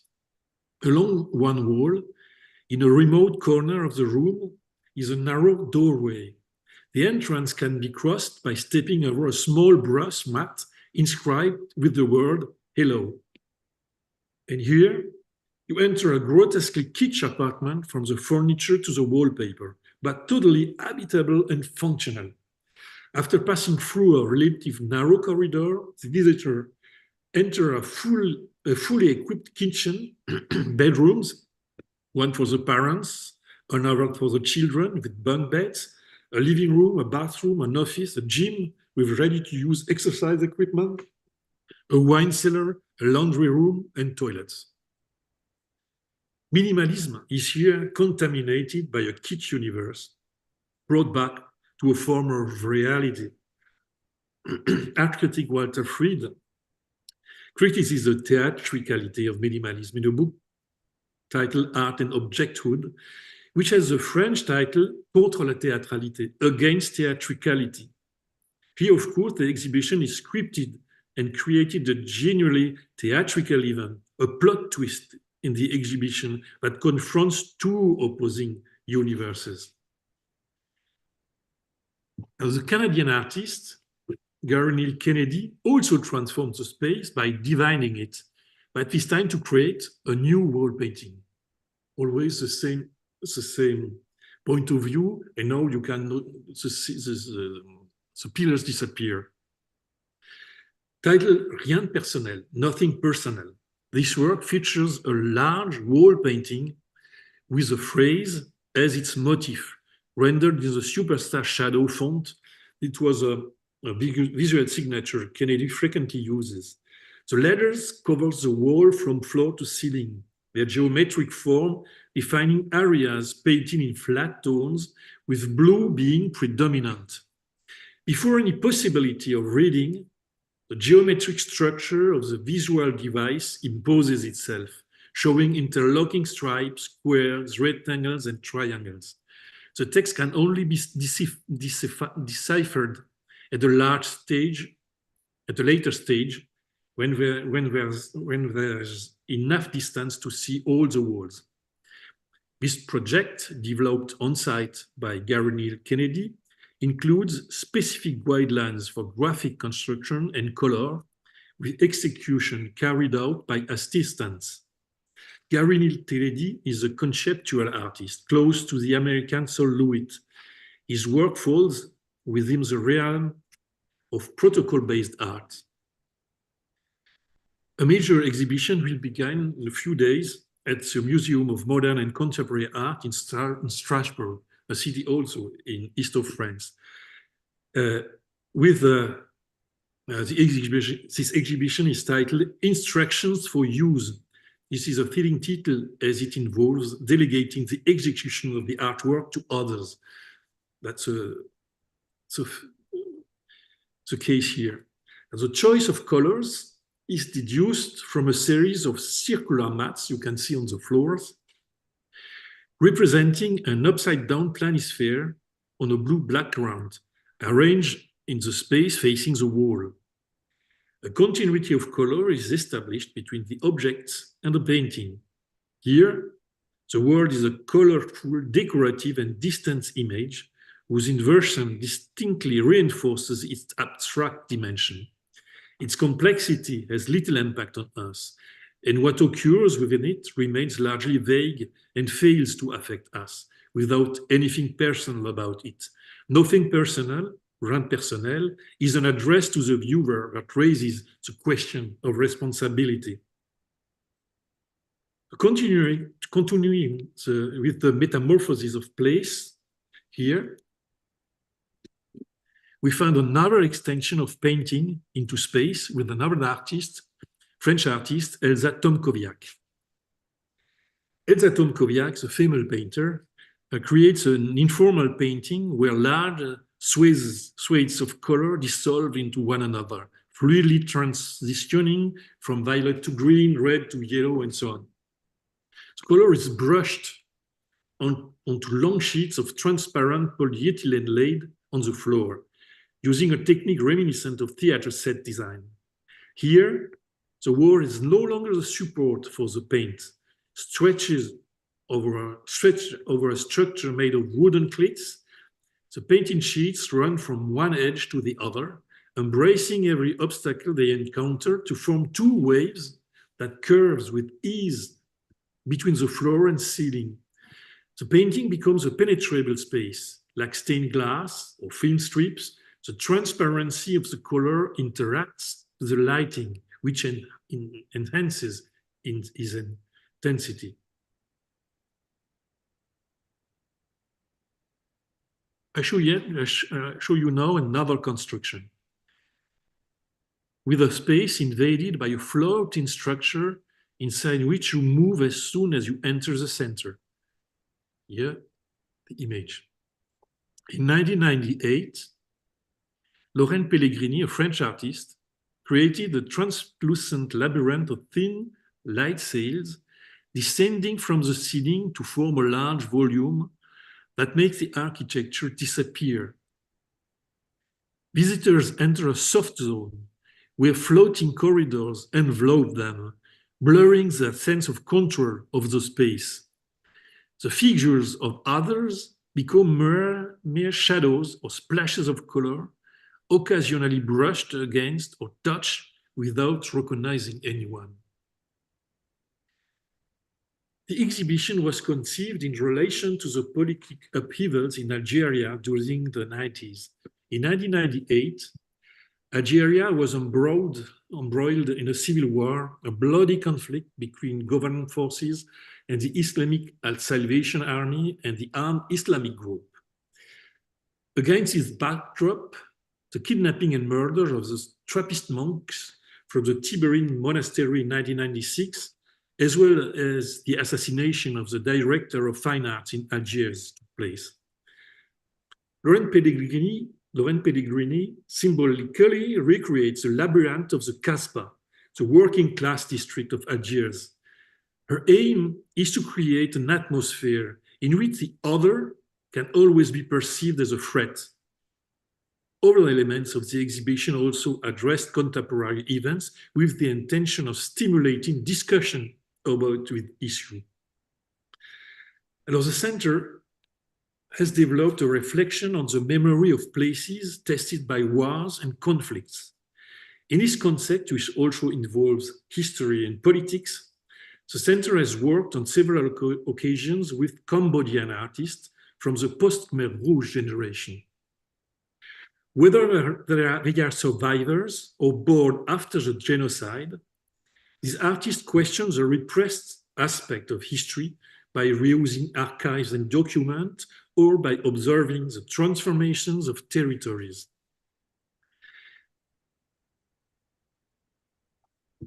This is a work by Saret Svai, a Cambodian artist.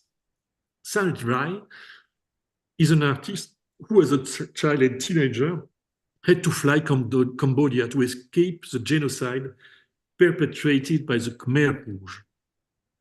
He spent 14 years of his life in the Site 2 refugee camp on the border between Thailand and Cambodia. From his very long experience, he retained a bitter memory and a sense of revolt against the institutions that imposed it. The story runs through his work. The camp is present through the recurring construction of what he calls warning house.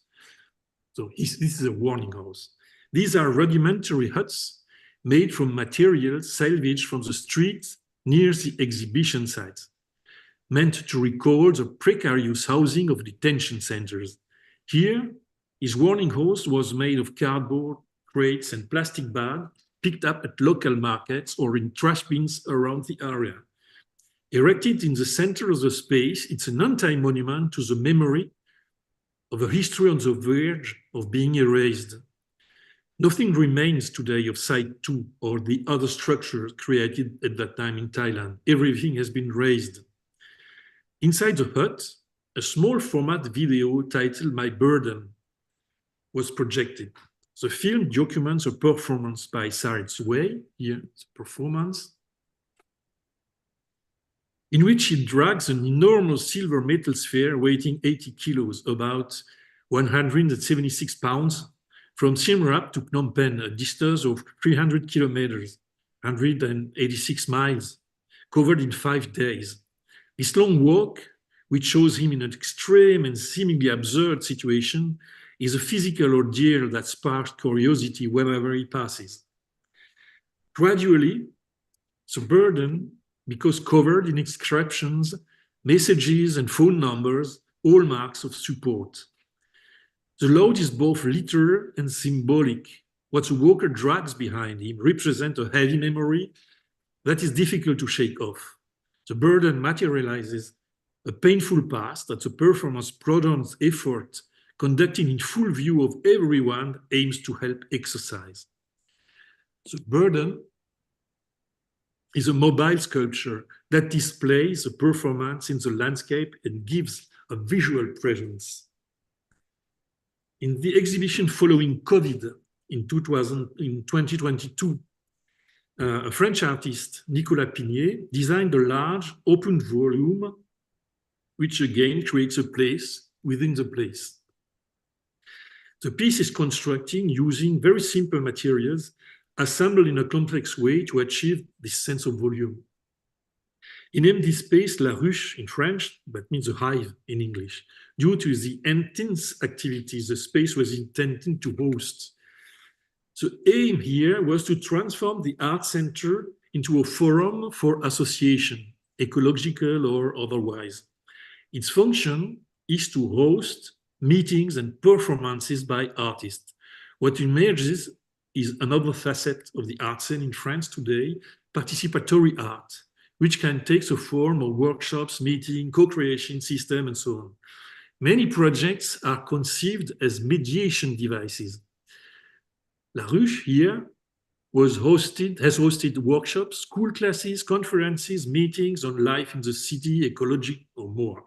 It's an attempt to change the function of an exhibition space, to revitalize its presence in the city. It's a situation that was very poorly received by the local political authorities, I must say, who saw it as a platform offered to opposition movements. I'll end with two issues that interested the center: the question of art history on the one hand, and the exhibition of cinema on the other. Here, an installation by Jacques Vieille, an important French artist of the 80s and 90s, now somewhat forgotten. Jacques Vieille is a sculptor who acts a little like an architect, using raw materials that are assembled without being transformed. This piece, titled Construction, dates from 1985.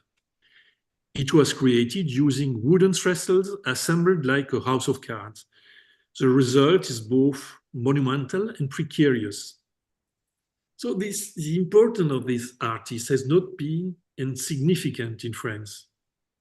And the aim of the exhibition was to revisit his work and highlight the influence he might have had. Here, for example, a sculpture in the center of Strasbourg in 2021, made from an accumulation of supermarket carts and based on a similar principle. It could easily be mistaken for a sculpture from the 80s. So many artists face this problem, as they seem to lack historical awareness and end up simply imitating past styles. So many exhibitions focused on cinema, partly because the space itself, without no openings.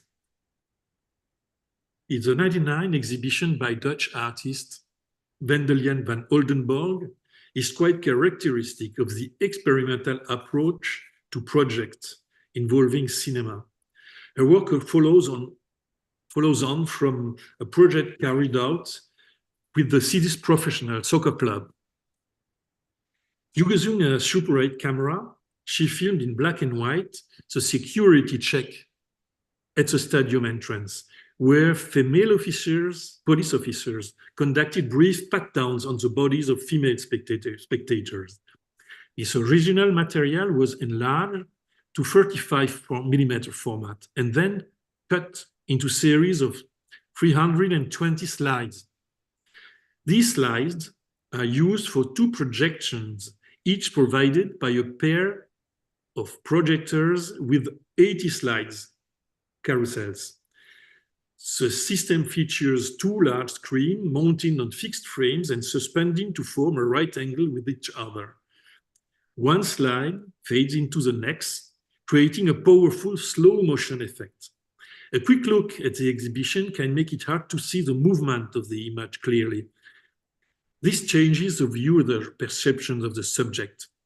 The professional body search by the police becomes an ambiguous touch, with hands lingering like a prolonged caress and brief glances turning intense. The police authority, signified by the uniform, is strangely unsettled by the way bodies respond, arms open to prolonged, unresisting contact. The micro-violence of the control becomes a ritual of passage. The Wendelin van Oldenburg is now a famous artist who recently represented the Netherlands at the Venice Biennale. This was one of her first exhibitions. Now, a rather special exhibition featuring 3 simultaneous films by French artist Léa Le Breconte, which again explores the memory of conflicts as they can be inscribed in landscape. It's important to know that Eastern France has been a land of conflict since at least Roman times. The region has been particularly marked by the former conflicts between France and Germany, and traces of this history are still numerous when one walks through the countryside. Here, a look at the exhibition. In this project, Léa Le Breconte does not explore the landscape through its visible elements, but evokes what is unnoticed or elusive. Here she presents a series of 3 videos made in Verdun, the largest battlefield of the First World War in 1960. The word Verdun itself in France symbolizes this conflict. She worked on site with ethnomusicologist Corinne Sombrin, one of the first Westerners to be recognized in Mongolia as a true shaman. Installed in 3 iconic battlefield locations, Corinne Sombrin enters the cognitive trance of her own free will. Through this altered space of consciousness, she extends her perceptive abilities, revealing a body suddenly possessed by a new presence of events. In these now peaceful landscapes, another reality emerges, reviving both tragic experience and sometimes burlesque memories. Here another view of the exhibition, each video is a raw, uncut recording of a trance experience, revealing an invisible memory of the place. The trances create a highly spectacular form of non-verbal theatricality. Despite the simplicity of the setup, the unexpected movement, dramatic gestures, cries, and the manifestation of the invisible world captivate attention. Once again, this is a project produced by the Art Center. In the exhibition, no explanation are provided beyond the context. Therefore, there is no interpretation of the phenomenon. Everyone is free to form their own opinion. Here, making of some images from the filming on the battlefield site near Fort Douaumont. You can see how the ground is still disturbed. 100 years on, the soil here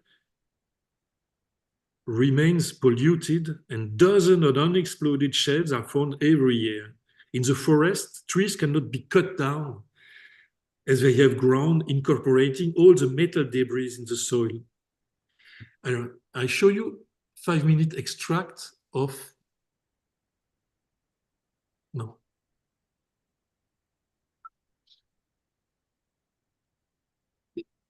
We,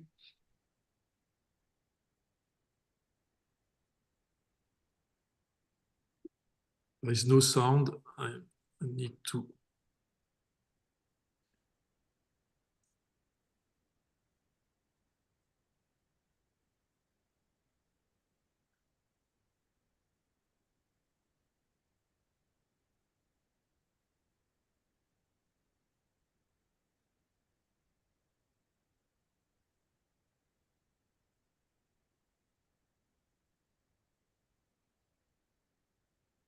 No, I guess we have sound.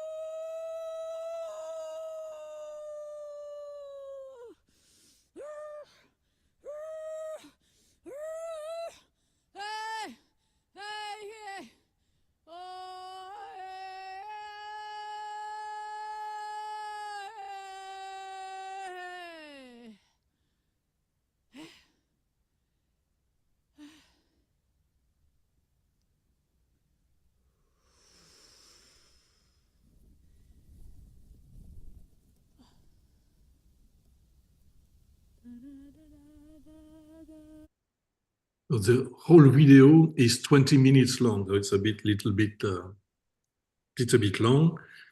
This was one of the 3 videos shown in this exhibition. The question of cinema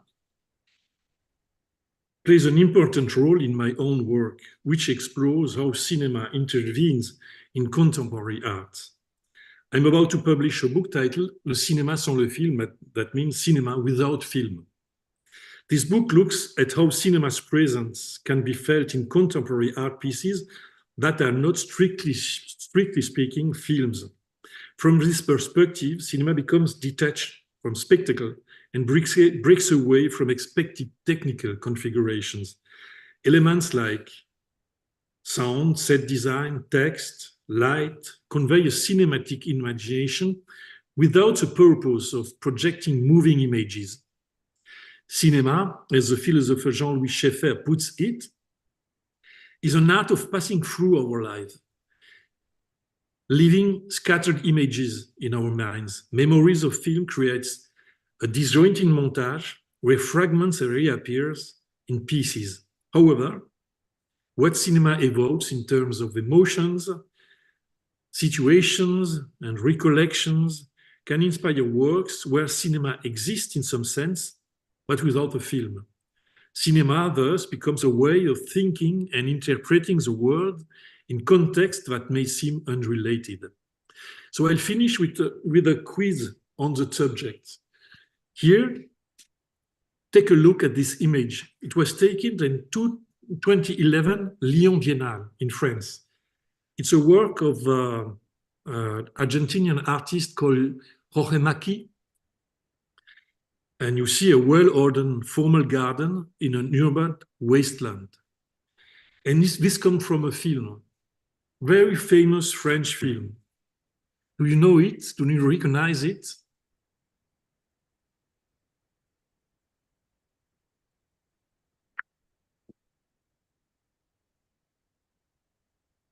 Nobody? Here's the film. It's a French movie of 1961 from Alain Resnais, L'année dernière à Marienbad, that means last year in Marienbad, with Dancing Serig and Giorgio Albertazzi. The remake here by Jorge Maki is not the remake of the movie, but the remake of the movie set. You can see here in some of wasteland in the suburb of the city, Lyon, in 2011. Voilà. Now, that's the end of my presentation. If you have some questions. Thank you very much, Profesor Nardán. En este momento vamos a tener solamente la oportunidad de tener 2 preguntas por el tiempo que vamos un poquito pasados. At the Universidad de Guadalajara, we really like to thank you for this extraordinary conference, Professor Nardán, about the situation in France of contemporary art and the importance of the lighting and senses stimulated in art. It is very interesting how the artists you presented painted with light, for example, very useful for the students of fine arts, photography, and video art at the Universidad de Guadalajara. This conference is a beautiful way to know, understand, and start to learn more about this kind of art. So we could hear 2 questions if anybody wants to make a question, please.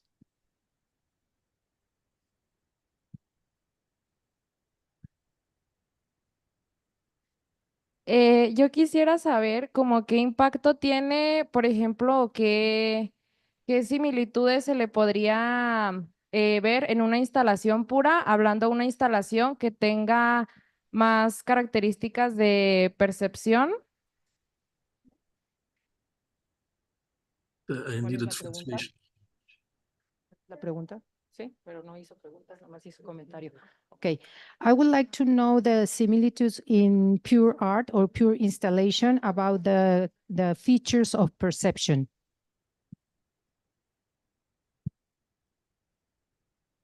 I don't know if I really understand the question.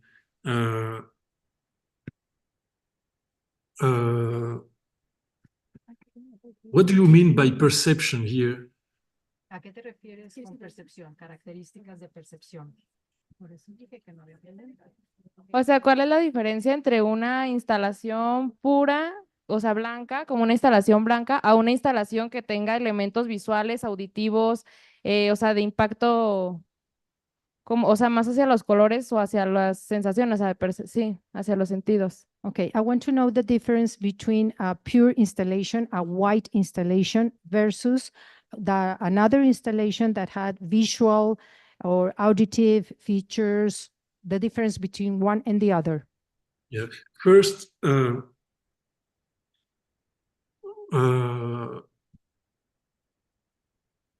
you take the space from not from to put many things in the exhibition, but you think the space by the void and not by the idea to fill up the place. So it's something with in which a spectator has another place, not obviously always the same sense to look at something, but also to feel something, to hear something, and not only to see elements on the walls, for example. So it's a perception by the artist of the whole volume and not only with the walls.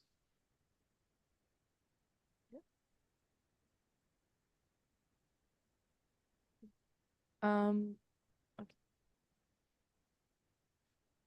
Ay, sí, nada más para preguntarle con respecto a la instalación, este tipo de instalaciones como que blancas o como que muy específicamente como con cierto tipo de forma como un poco más abstracta, un poco más hacia la percepción, ¿cómo usted cree que estos espacios podrían politizarse de manera concreta en cuanto a la percepción? ¿Usted cree que la percepción se puede como politizar a través del espacio? Okay.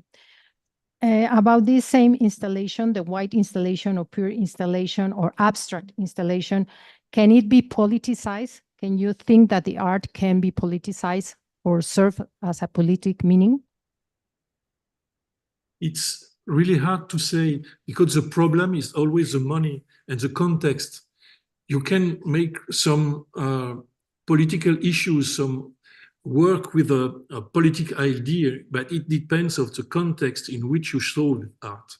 Can you be political, for example, in an art fair? The art fair is dominant, and I think in some political art, how the things are showed is really important. So I don't think it's not only about the art piece, but also about the context of the art piece, which is really political.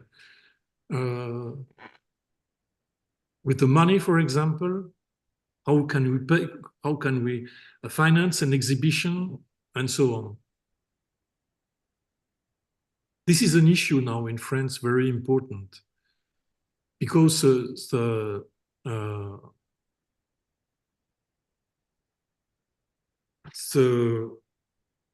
public financement is now really poor, and it's difficult to work without private fundings.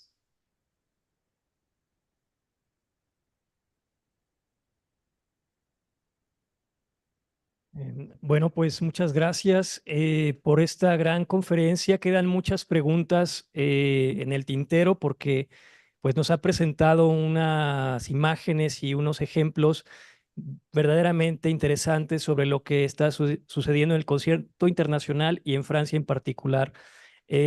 Vamos a comenzar con la siguiente conferencia y nada más nos queda agradecerle al doctor Nardin. Merci beaucoup et à bientôt. Merci à tous. Au revoir.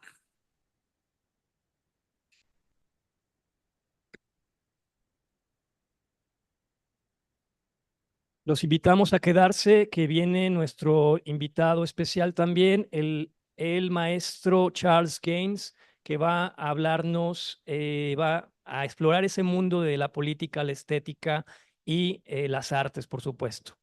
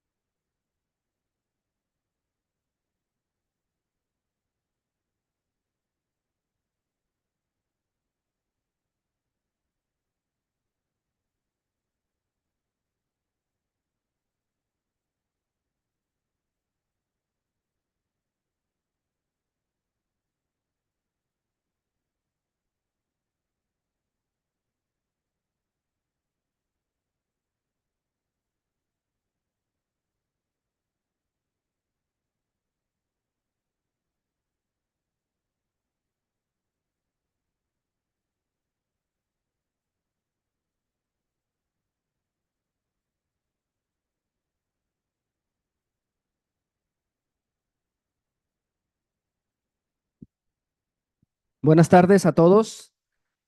Gracias por estar presentes. Bienvenidos a esta tercera mesa, tercera conferencia, donde estaremos presentando a uno de nuestros invitados estelares, el señor artista Charles Gaines. Ah, bienvenido, Charles.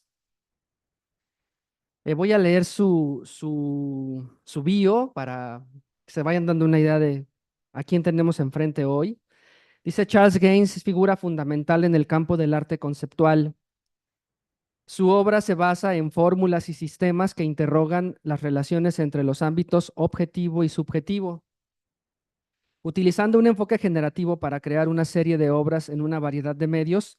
Ha construido un puente entre los primeros artistas conceptuales de la década de 1960 y 70 y las generaciones posteriores de artistas que hoy empujan los límites del conceptualismo.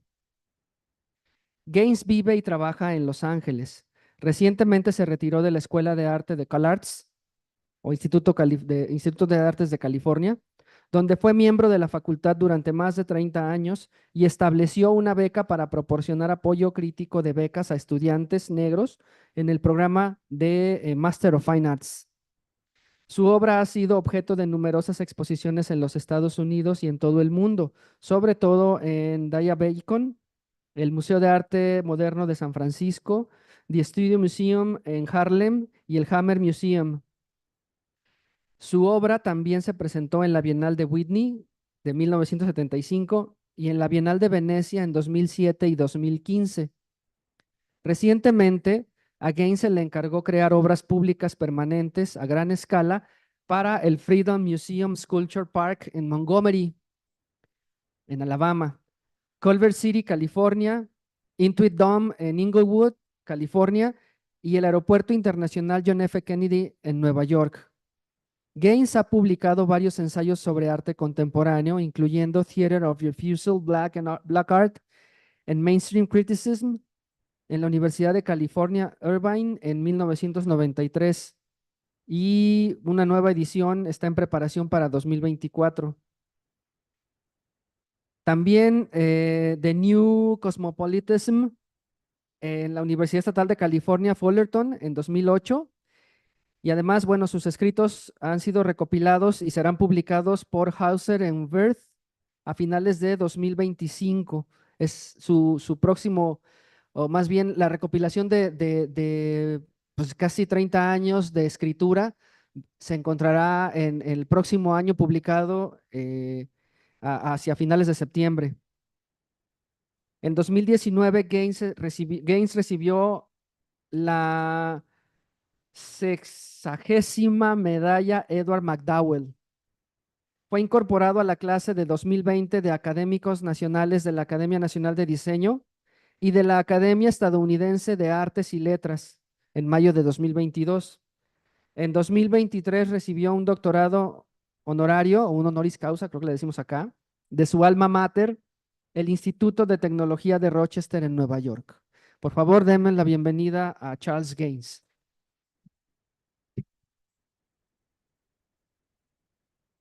Gracias. All right.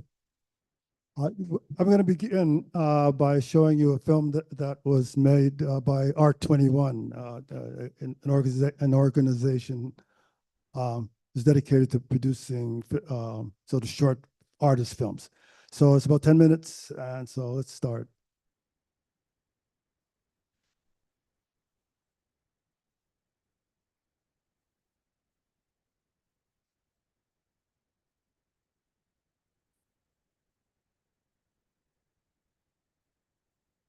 Perdón, voy a hacer unos ajustes en el audio.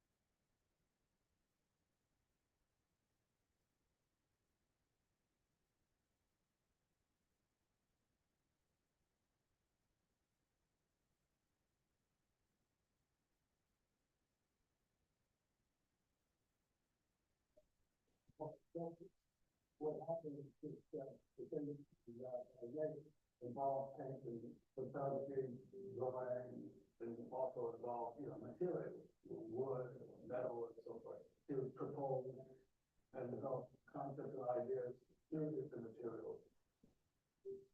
You can make art with any number of kinds of materials, and you don't have to learn how to draw and learn how to paint in order to be an artist.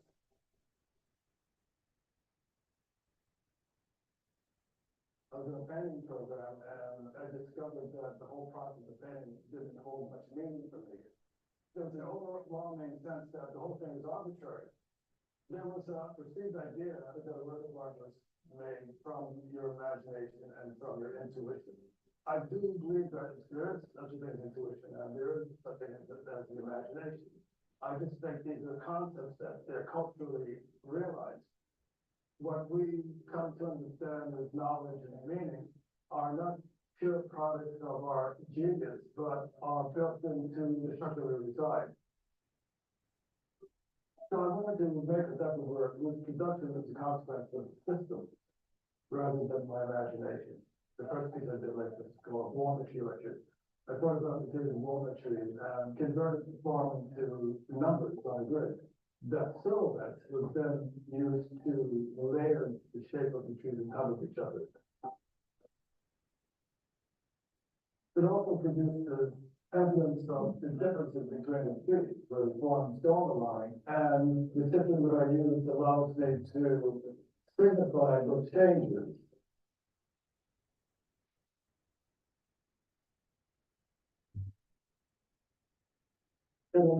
Trying to suggest that the kind of visual difference that happens in the system operates the same way that other concepts of difference happen in other domains. Politics, gender difference, race difference, class difference. In the drawing, we can see that those differences are constructed by the system. And in the social political domain, the differences that we see are also constructed by a system. Several years,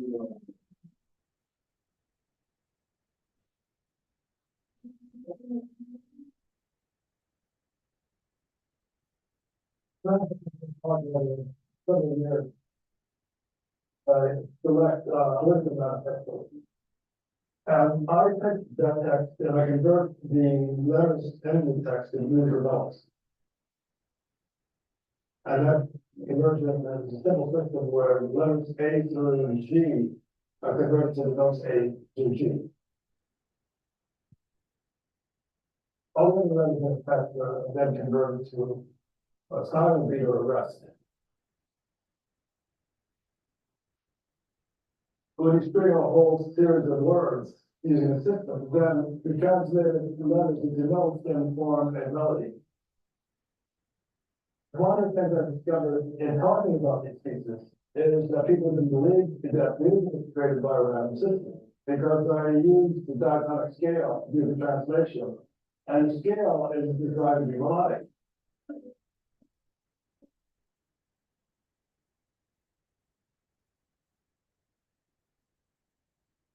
But it's been 10 years from its beginning, and it's the roller coaster. Often these things was going to happen, but somehow, finally, we're here.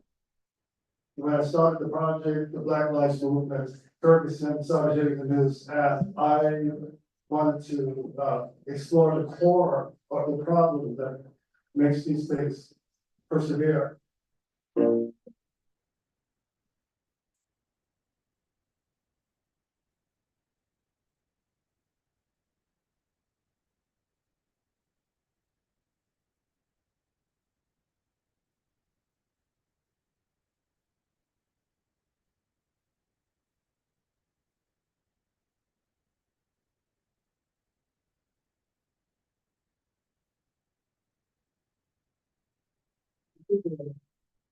Before, the Dred Scott decision, of the famous Supreme Court decision for the text.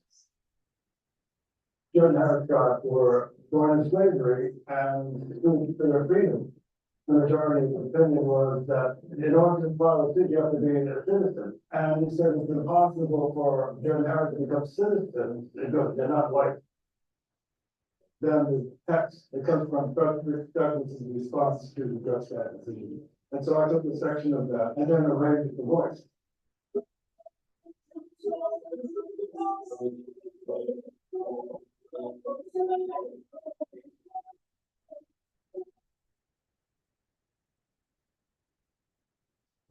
Well, it's correlates so well with what's going on in the present day. The same problems continue to exist. The legal system is based upon a certain logic, certain linguistic framing.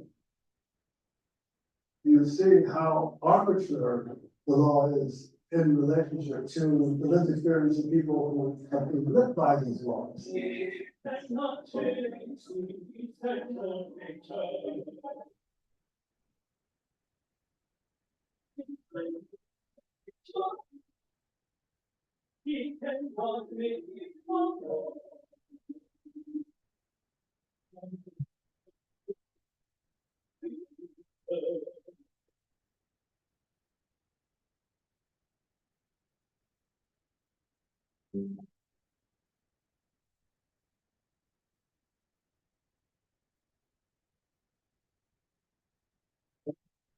I think about was in Times Square before the city, so we thought that when and how in the past there was the freedom tree.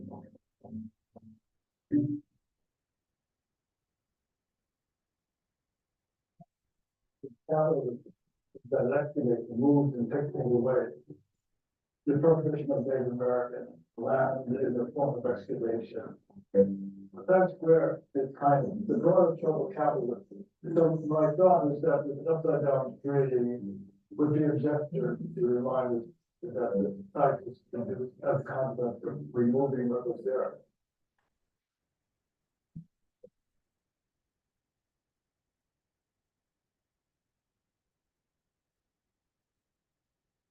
That is one of several projects that makes up this commission. The dominant subject is the history of slavery and the idea of the commodity. We're doing work before a big South country in the line to some things.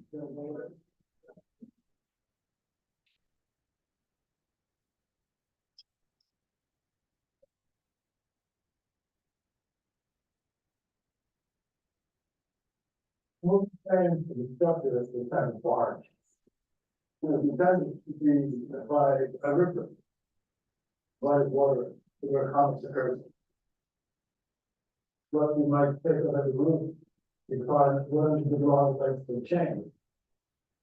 Chain is designed to move from the two layers.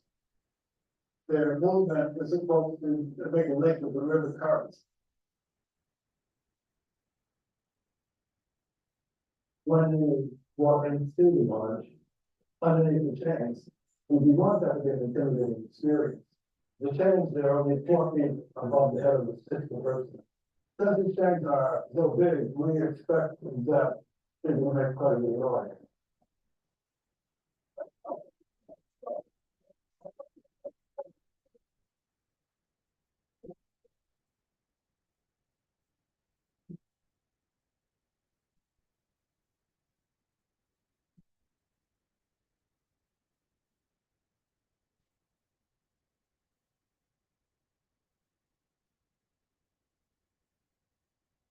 Essentially, the actual strategy to make this be an sensible of space to give you empathy to metaphor of the terror of our of the situation.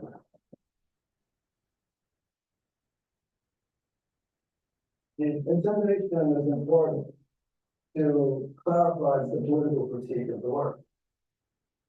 The structure really was foundational to the American economy. As I'm standing here, I cannot escape the consequences of that history. How do we improve the world? How do we improve life for everybody? And I don't know if that's possible. But when bad things happen, we should complain about it in order to reduce them. We should not forget how things are put together.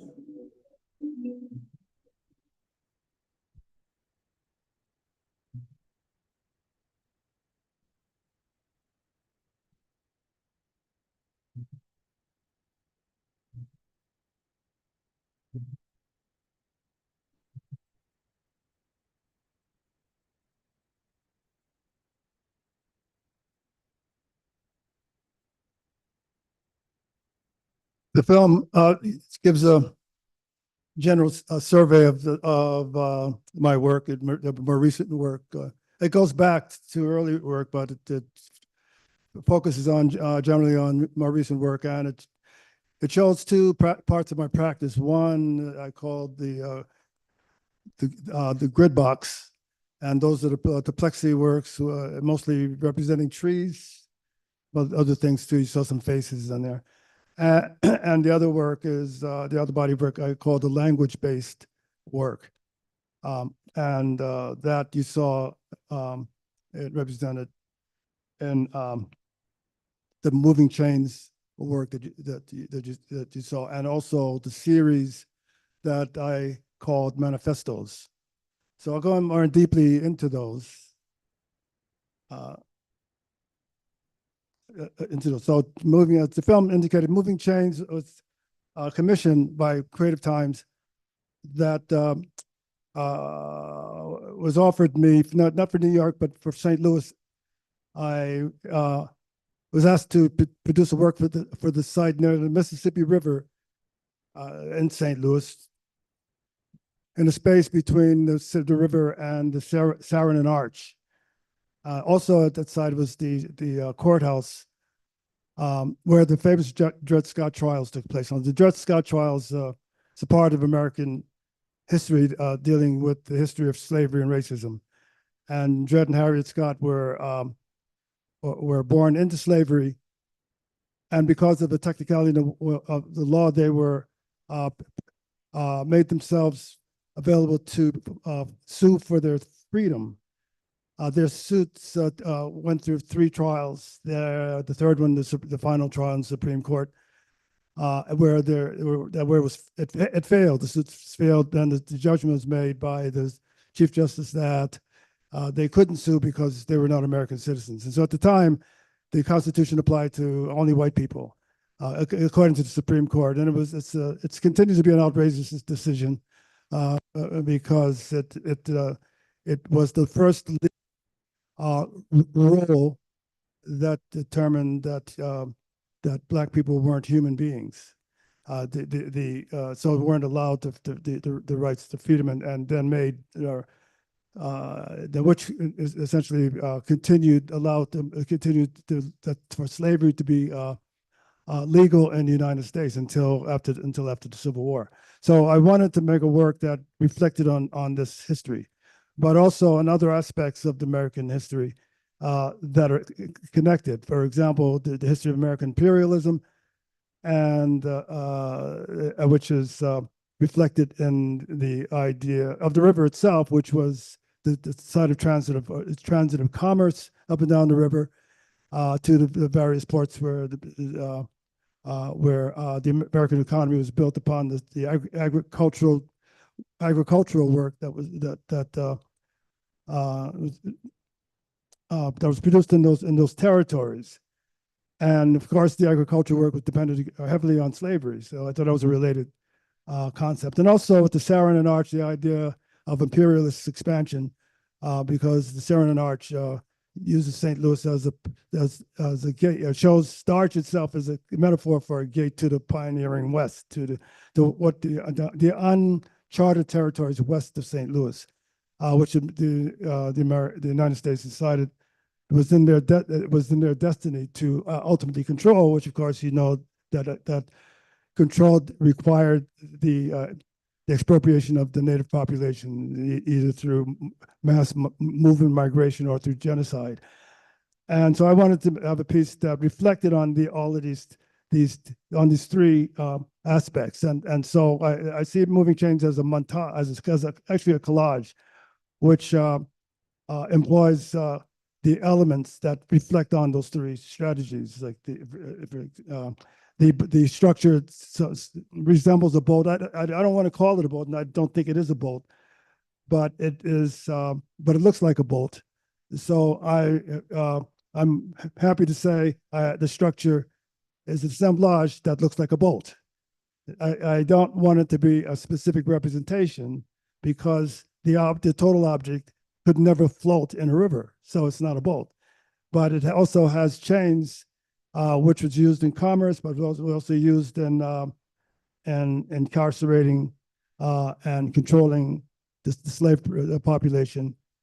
The structure itself is 120 feet long and about 16 feet wide at the top. And at the top are these chains that and there are 9 of them, 8 of them aluminum, the color of aluminum, and one we patinaed red. The aluminum chains move at the speed of the river, again, triggering the connection with the idea of the river and commerce. The red chain moved at the speed of the conventional vessels that moved up and down the Mississippi at the time, which was the river speed was about 2.3 knots, and the vessels traveled at 4.5 knots, and so the chains moved at that speed, and because each chain is like 120 feet long and very heavy, they made quite a bit of noise passing through the gears and what's called the stabilizers, the areas along the pathway of the chain that keeps the chain from looping too deeply, from the extension. So it turned out, and to my total surprise, that the piece, when people went there to see it, became an extraordinarily emotional experience for people. And in fact, we had to install a booth where you can get, like handkerchiefs so you can wipe away your tears. I'm just joking. We didn't have the booth with the handkerchiefs, but it was serious. It had a serious impact on people and totally unpredicted on my part. Now, that idea of the inability to predict the results is very important to the work, and it's part of the reason why the work that I do is based in systems.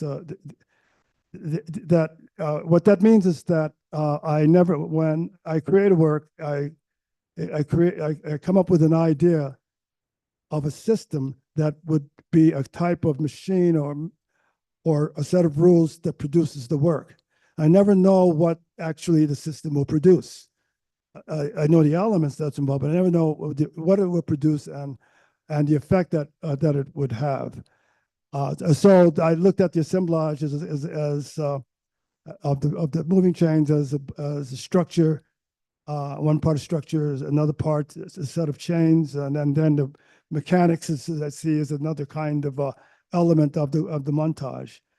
I never had, and even though it deals with a very powerful narrative of American history, I did not really know that people would have such an emotional response to the piece and connecting it to this idea of the narrative. And that stands with each work that I do. I mean, you might say it's high risk, but I actually never know what's going to happen until the pieces are done. And most of the time, those pieces take anywhere from 8 to 12, 14 months to produce. Manifestos is another series that comes out of the language-based work. And in this work, and what you're seeing here is an installation version of manifestos. Generally, what I do in the manifesto series is that I select a series of political texts. And in this work, this is manifestos too, I selected 4 texts. The earliest was somewhere around the 16th century and the most recent 1960. That talk about 4 various political subjects over that period of time. I take the text and I pretty much edit it down to about between 200 and 300 words, and then I translate the letters of the words into musical notes onto a music manuscript. Just to give you an idea of that, the translation is as follows. As I said in the film, the letters A through G are translated into the notes A through G. I also translate the letter H into B flat, which reveals the fact that this system that I developed, I didn't invent. It was invented during the Baroque era, because H translated to B flat was something that was established as a tradition in recognition of one of the Bach brothers. So when I translate the notes, the notes into letters, you see this this is a drawing that's enlargement of one of my manuscripts. So when I translate the notes, I write them on the staff above what you can see there. The first word is America, and so the first note is an A. And the letters that are not used in musical notation from the alphabet that are not used in musical notation, they become silent beats or rests. I translate the text, from the beginning to end, the 300 plus words that I edit. And that produces what I call the melody line or the vocal, but it could be an instrument line from instrumentation too.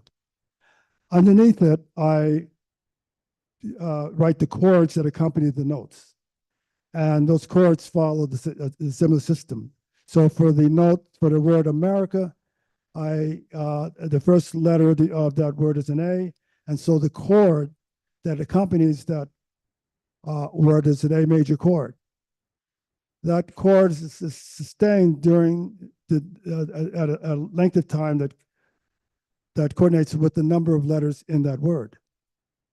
You don't have to remember the system, but I'm just telling you this so that you will know that I'm actually working from a system. Because when you hear the music, you won't believe. It's hard to believe because the music makes so much sense.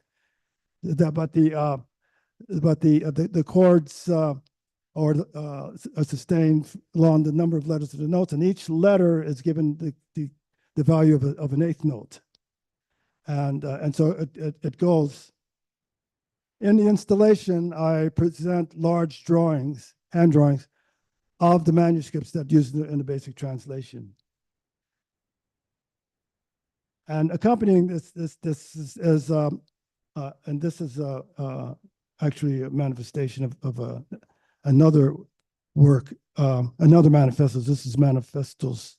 The one I just showed you is manifestos 2. This is manifestos 4. But in the installation, there is a video monitor that's designed to scroll the text that I used in the translation. And it's also is surrounded by a sound system that plays the music that's produced by that system. So that's what you experience in the installation. But there's a performance version to each of the manifestos. And in the performance version, as you can see in this performance we did at Times Square, the manifestos is performed and the text scrolls in a large projection behind the ensemble. And you heard a little bit of that ensemble sound during the film. But I have a shortened version, a section of Manifesto 6 that we just performed at the Museum of Modern Art in New York, that I can play a short version so you can hear that. Now, the Manifesto 6, the text is based upon the Fluxus artist Ben Patterson, where I translated his music, his music arrangement. That is because Ben Patterson wrote his music in words, not in notes. But I converted the words that from those letters back to notes, and formed a composition based upon that. So let's see if we can play a little bit of that. Oh, where is it? Yeah, the video. Okay. Should be able to, maybe it's this, huh? No, I just played the video. Oh.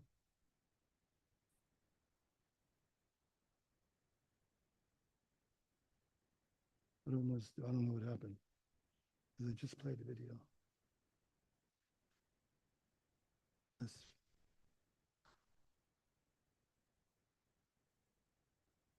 No. No, it's forward. I just played it. This is really crazy. Yeah, in the office. Yeah. What is this?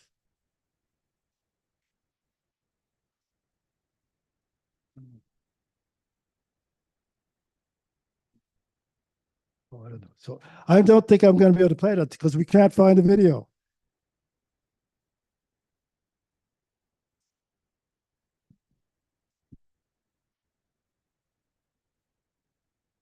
Oh, there it is. Right here. Yeah, click that on.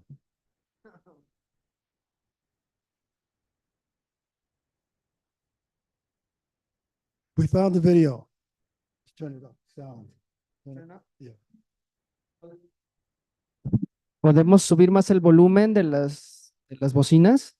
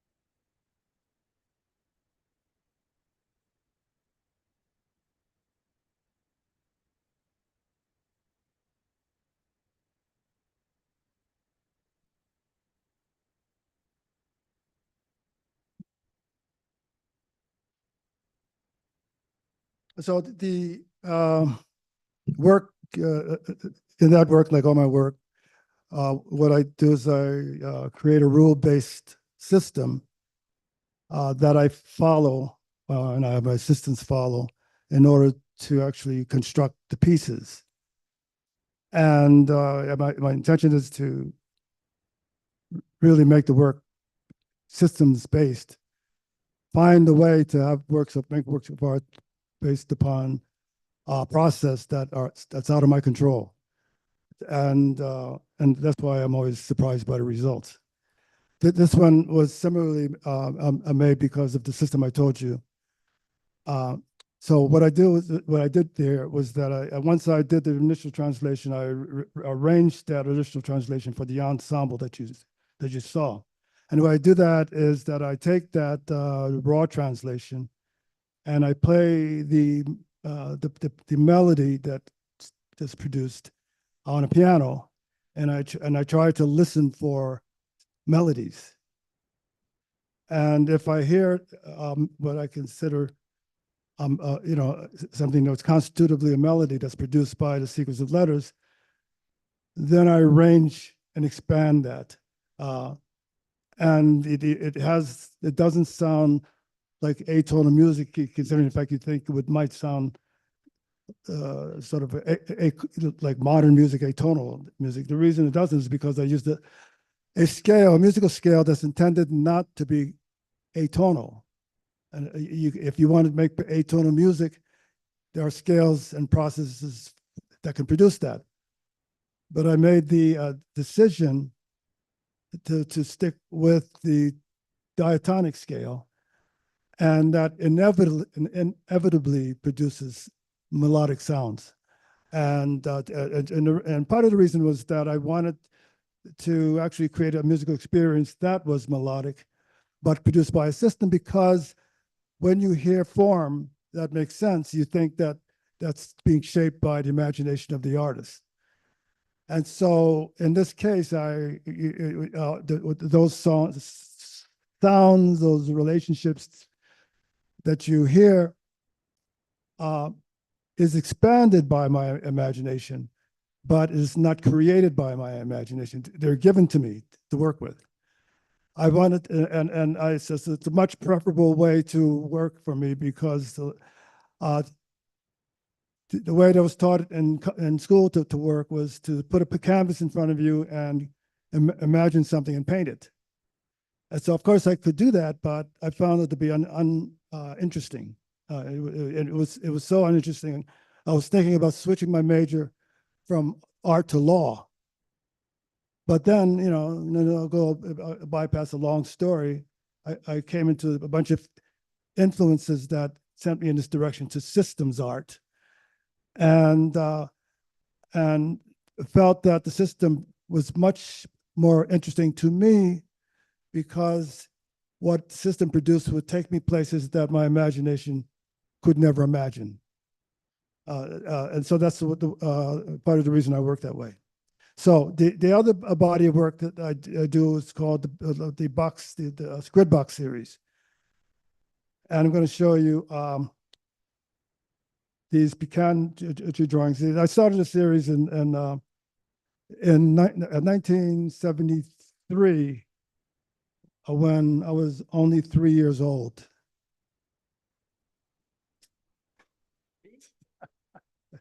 I'm just checking to see if is anybody listening out there?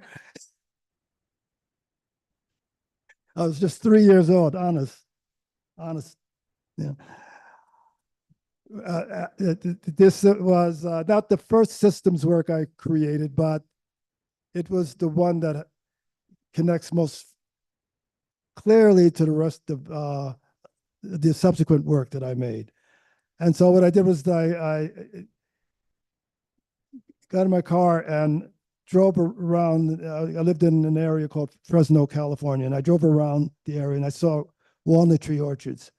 So I got this idea to photograph, from the orchard itself, I got the idea to photograph the walnut trees, take them back to the studio, and find a way of layering the various trees in the orchard that I found, putting one on top of the other, and let that process produce, to see what that process would produce in terms of creating an image of trees or of a tree. I actually call it paint by numbers. So this is the way it started. I had this triptych where I have a photograph of a tree, a line drawing of a tree, and then a gridded drawing of a tree. The gridded drawing, you'll see. It's hard to see in this image, but this is not the beginning of the series. If this were the beginning of the series, then the grid would be simply the same shape as the tree in the photograph. But this is later on in the series, where at a point where I've already layered around 20 trees on top of each other. Each tree is realized on the grid with a number. The numbers are used to help me reproduce the image of the tree. Since I'm working in a series, I have to redraw the same image many times. For example, if this is tree 20, then I redrew tree 1 20 times. And and on top of tree 1 are layered 19 trees through their numbers. So it helps in the execution of the process. I don't have an aesthetic interest in the numbers. They have an aesthetic effect, but my use of it was not aesthetic. Solely utilitarian. So I did those line drawings back in the 70s, and we redid the work just a couple of years ago, where I did the same thing with trees from Charleston, South Carolina, pecan trees, layered them, but this time, rather than just having the numbers, I included, I assigned a color to each tree. And then with a color and numbers, layered them over a series.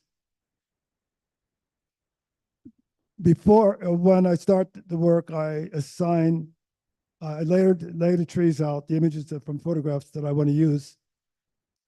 And at that time, I assign a color to each tree. When I start the process of layering, the rules already told me what color a particular tree has to be in the process of layering. There's a kind of excavatory sensibility to the work because you can trace the history of the trees or of the images execution by tracing the trees according to their colors. So for example, you can even find the first tree in this aggregate of colors by excavating and removing, with your mind, the other colors. You can see the buildup, and you can also see how new colors are created because of the layering process. And I can safely say this is painting. I don't call these paintings, but it's what you do in painting. But rather than my imagining a way of creating the tree form in this system, the rules determine the creation of the tree forms. So what you experience, if you think it's visually interesting or conceptually interesting, or both, which I hope, it's because of the rules.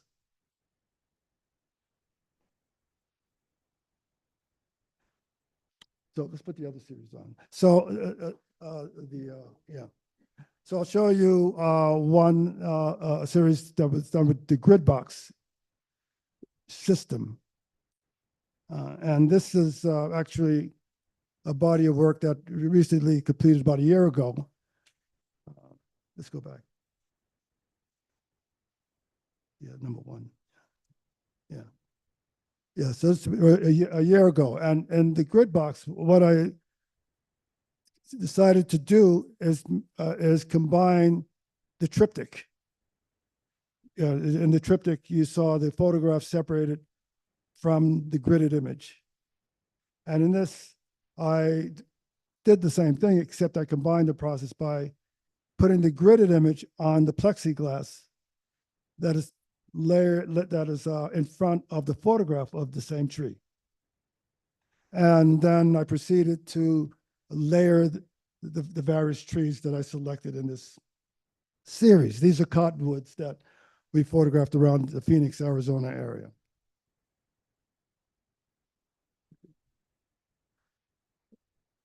So I put them in sequence so that the blue tree is the new tree added on top of the, well, actually, this is number 3. Yeah, 1, 2, yeah, 2 blue trees added. Then the green trees added to that. Whatever this color tree is added to that. This blue-green is added to that. So now we have 5 layers. 6, 7 layers, and 8 layers.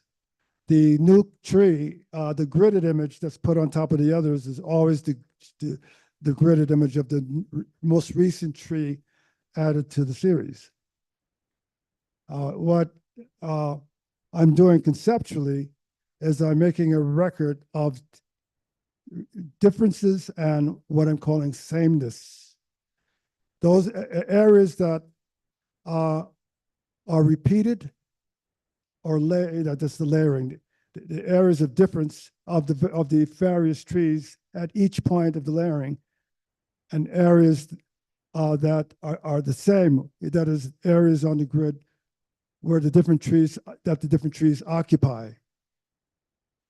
And the painting of the tree or the image creation is simply a consequence of recording, I'll call it poetically, the history of differences in the selected trees that I'm using in this form.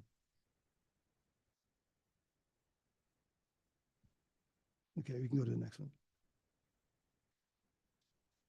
Oh, yeah, go back to the, yeah.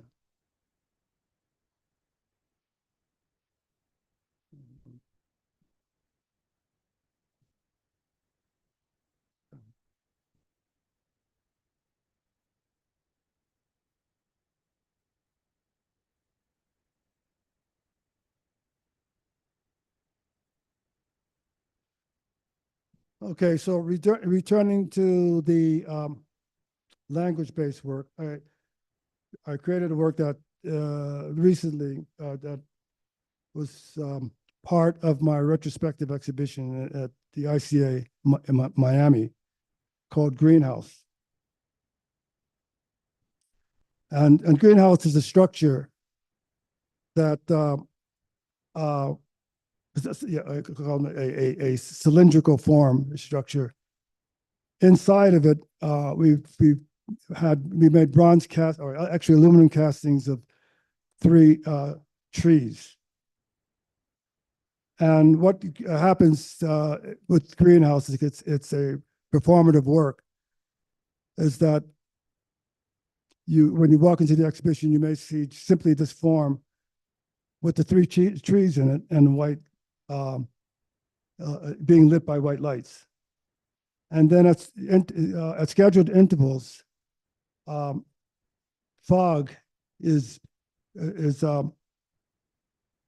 shot into the form. What it is the same kind of stuff they use in theater.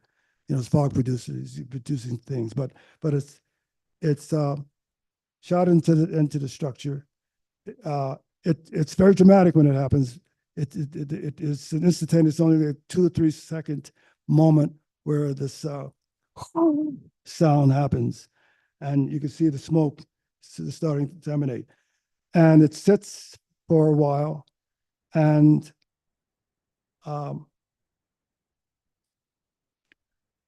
at other scheduled intervals, as the tree is filling up, the inside turns, the color of the inside changes. So I use I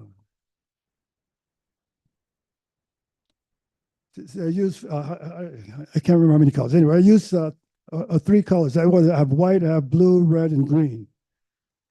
And these are colors that are used by those agencies, those governmental agencies that track pollution, track air quality.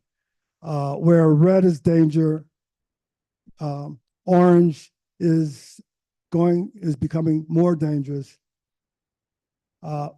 Green is normal air quality, and blue is also danger, but in the other way. That it in this case, in this piece, because rather than tracking air quality, I'm actually tracking the Earth's temperature. So blue means that it's a region that's being tracked is colder than it normally is, or colder than it should be. And so red and orange tracks, the red tracks higher temperatures or global heating. Orange is less dangerous, but that means that it's still dangerous. And then green is normal. So I go through those 4 color changes during the time, and it takes about 40 minutes for the fog to fill up the structure and then to dissipate. And while it's going through that, these color changes occur. This is the way it looks when nothing is going on. And along with this, we actually created a system that tracks the Earth's temperature in 2 ways. One, the monitor on the left tracks the Earth's temperature over the last 400 years. And it uses those 4 colors to track that temperature. And what you're seeing here is a particular moment in that 400 years history. The pixels change colors every 2 or 3 seconds. So that you see this animation of color distribution. Looks like, actually, at a certain point, looks like the night sky. See this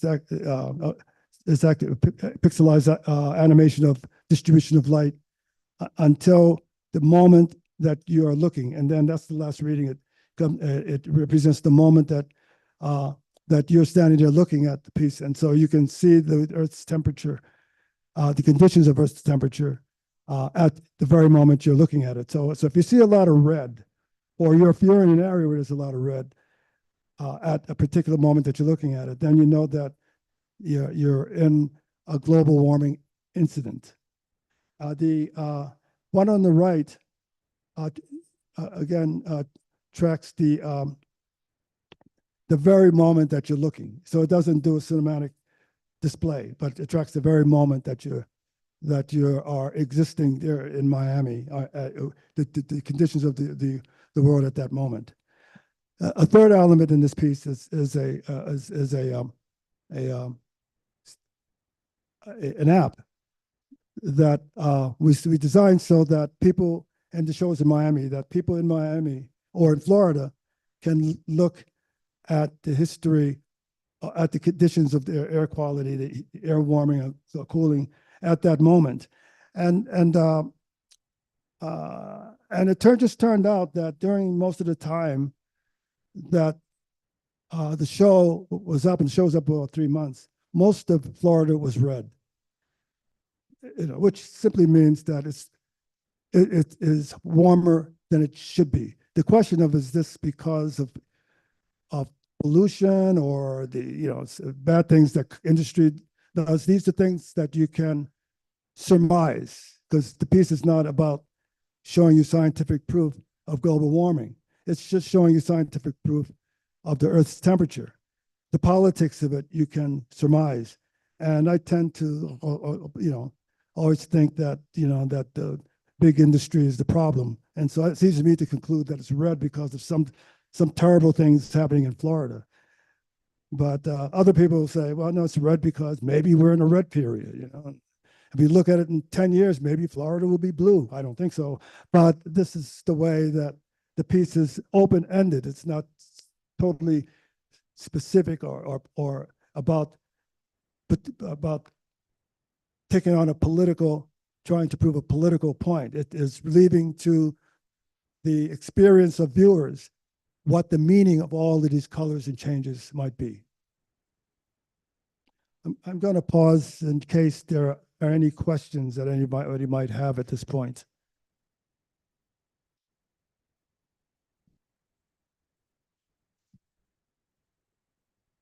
¿Podría ayudar, porfa, con el micro? A la maestra Denise. Este es el...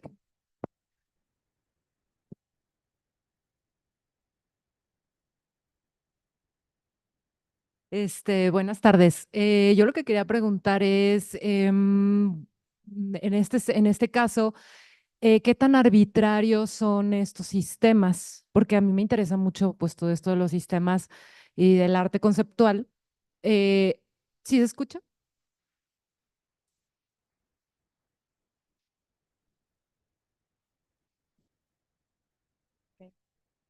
Uh, good, good Yeah. afternoon.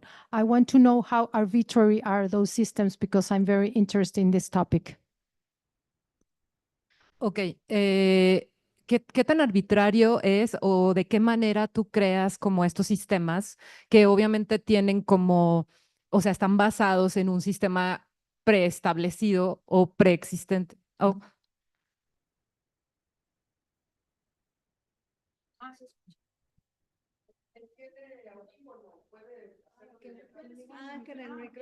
Can you hear me?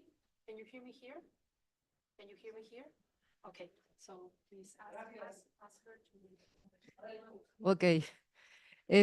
Bueno, digo, a mí me interesa esto de los sistemas porque me parece una manera de trabajar con lo real y al mismo tiempo pues revertirlo, ¿no? O de construir algo para construir otra cosa o cuestionar el mismo soporte o... Entonces, a mí me interesa qué tan arbitrarios son estos sistemas o cómo los construyes. Por ejemplo, los de los números o incluso este de las luces. ¿Qué tan caprichoso podría ser o qué tan apegado a los sistemas originales, cómo lo haces, pues?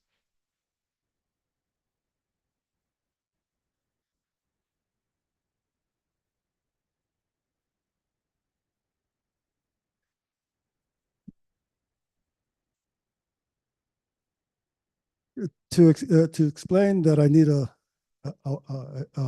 whiteboard or a blackboard to make illustrations. Very hard to explain without illustrating it. So in the two works, the idea of systems work differently. In the piece that we just saw, and in the Manifestos series,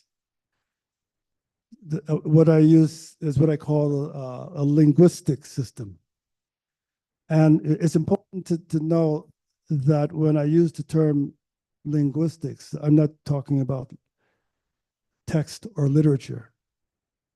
I'm talking about a structure, simply like like geometry.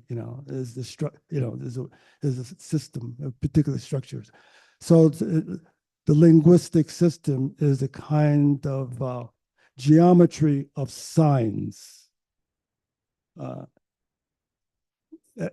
So what I do is I put two or more things together that are unrelated.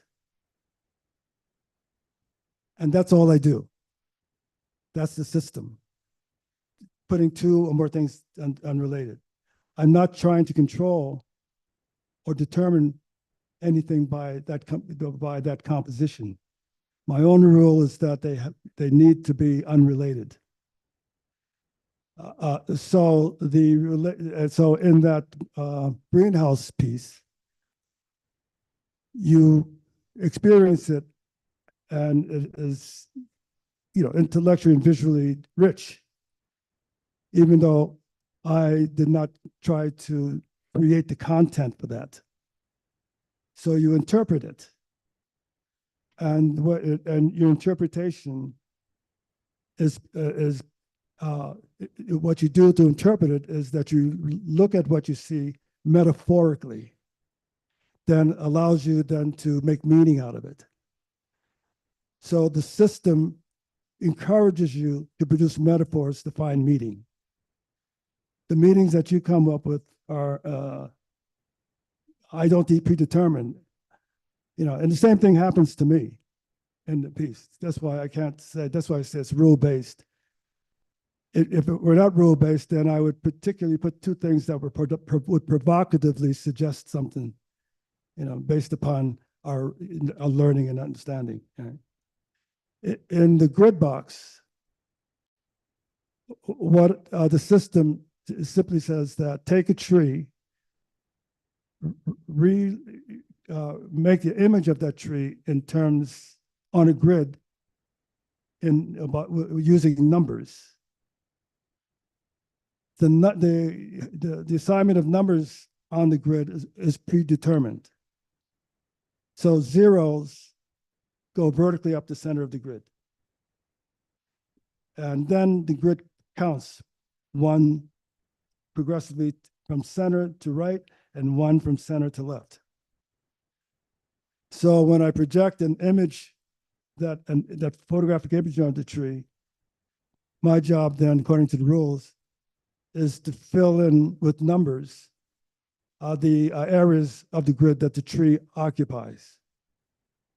So that's the process that the rules established. There are other rules like assign numbers, assign colors to each tree, and things like that. But then what happens by applying the rules is a product of the system itself. It's a consequence of the system. The systems are very simple. They don't look simple. Everybody looks at my work and says, what the hell are you doing? But they are really simple, simple applications. I hope that helps.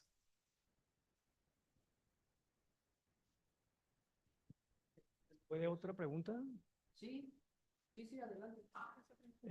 No tenemos ya mucho tiempo, tenemos que aprovechar al máximo, pero I would like to ask something that is very interesting for me, because the phenomenon of the Black Lives Matter related with your artworks.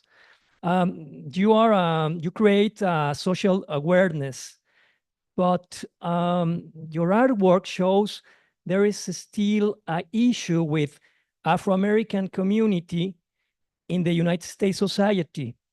Why do you think it is necessary to continue showing these pieces? Is not a way to open the wounds? Because the slave period finished in 1864. So it's 160 years ago.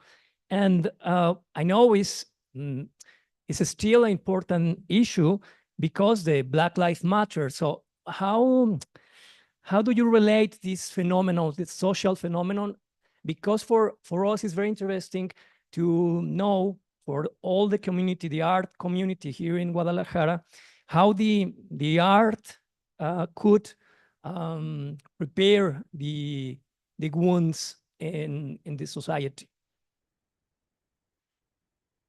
A very good question.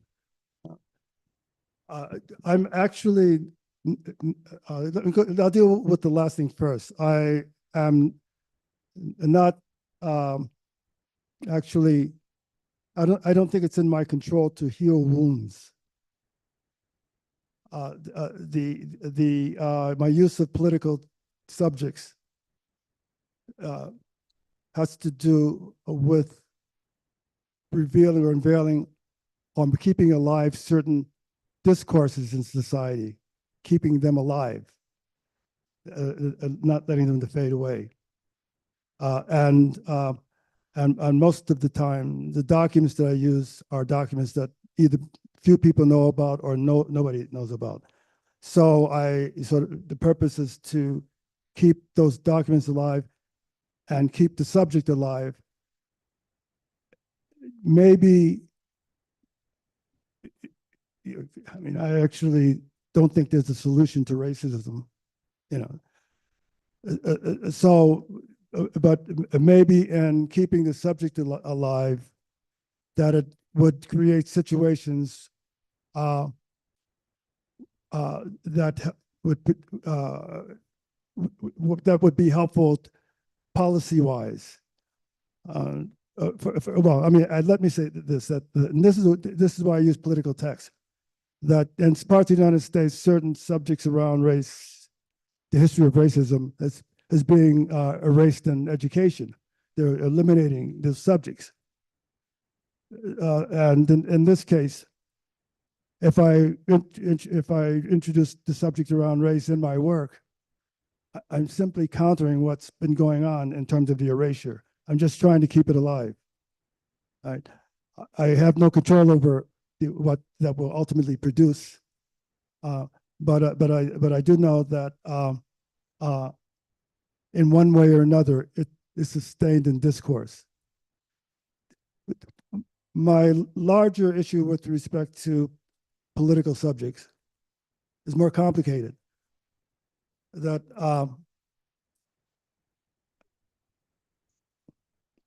I want that in the strategies that I make work and should be revealed, it's clear that, or at least it's clear to me, that the purposes of my work is not to take on a political problem and potentially solve it. My intention is to reveal the complexity of political problems and how they're produced. The forms and the strategies and the systems that I use to manifest these subjects are indirect, indeterminate, that seem to have nothing to do with the political issue at hand. Right. So, for example, in the manifesto series, one of the texts deals with an early feminist writer from France, who's complaining about the French males making French women stay in the kitchen. This is like 15th century, right? So one of it is that. Now, when you think about how I'm creating the music from that, it has nothing to do with the subject. All right. So what happens is what I'm interested in showing is that inevitably in that situation, the music that's formed and the content of the text seem to come together and have a meaningful relationship. It's not, but in reality, there is no meaningful relationship. Or I'll say that the meaning of the relationship is determined by people who perceive it. But there is no true meaning that I'm trying to get to. In my thinking, I feel that and this comes from a particular writer who's called Jean-Francois Lyotard. In my thinking, I'm saying that, well, this is how events happen in the world. That people create fictions and narratives, taking in parts and pieces of the things that happen around them, and they pull them together to form meaning. We think that, well, the things that we experience are true or real in the world, but my idea is that they're not. They're simply narratives that we produce that seem true and real. And so any subject that you claim to be true or real is not real, true or real. For example, with the issue that I was just explaining, the Dred Scott and Manifestos 4, there is an idea of race and race difference that's reinforced in law.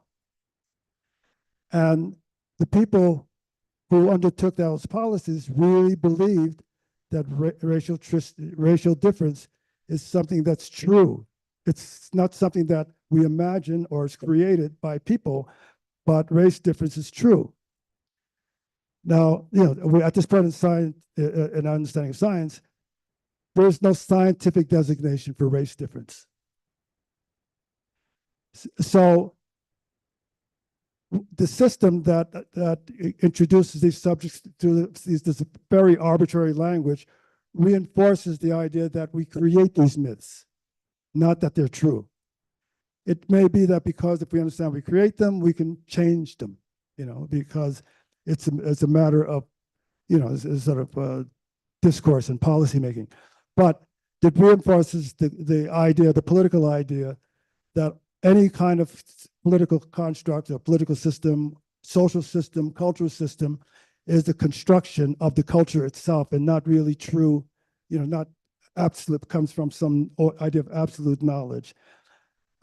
And I'm hoping that one can get to this point by understanding that in looking at my work, that if the work in some way has meaning or in some way is interesting, that meaning or that interest is something that you created, because what you're looking at is just arbitrary and random in reality. So that's what I want to do with the political subject.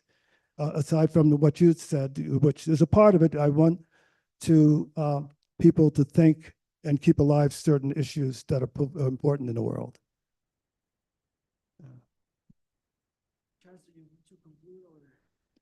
Yeah, I'm going to conclude. So the last piece I'm going to show you is a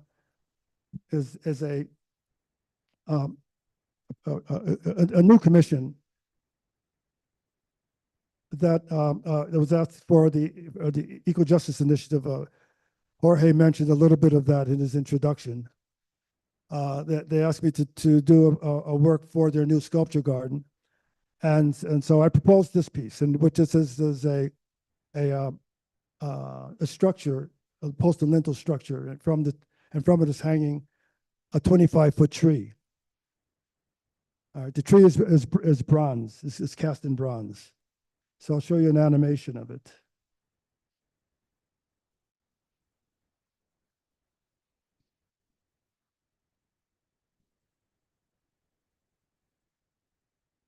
The movement of the tree is produced by a motor that shifts the position of the tree just a couple of inches along that horizontal lintel or shaft.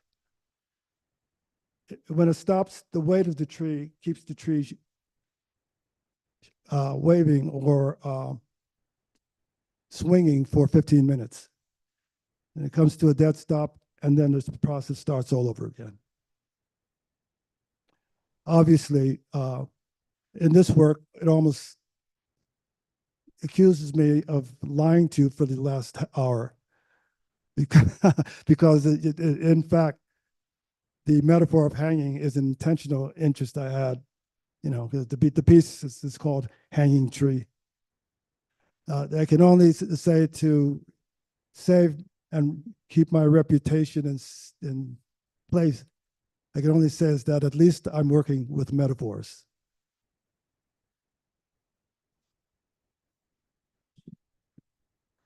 Muchas gracias, Charles.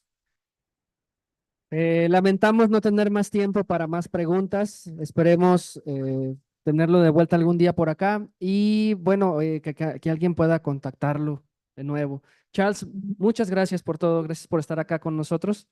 Nos vemos pronto.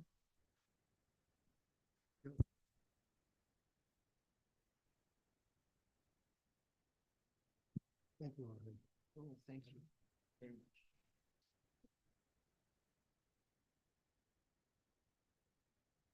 Escuchas, se les invita a quedarse a la siguiente conferencia, la última de esta mañana, con el escultor Silva Lombardo, que nos va a hablar justamente de escultura, de arte, de arquitectura, de lo que tiene que ver las relaciones que guarda, pero la escultura más efímera, menos contundente, y sus puntos de vista verdaderamente son bien interesantes. Se los recomiendo mucho que se queden.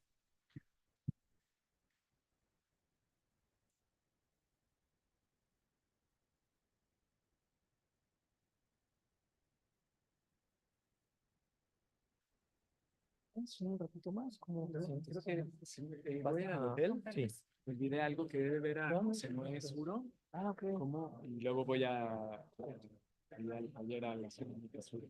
Ah, perfecto. Sí, sí, sí. Muy bien.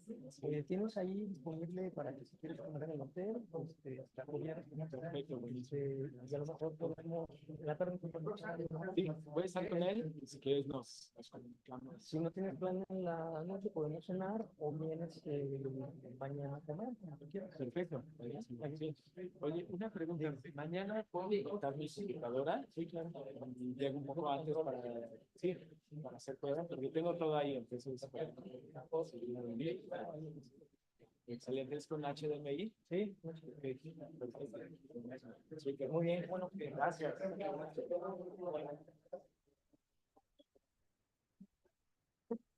It's a real pleasure. It's a real pleasure. Thank you very much.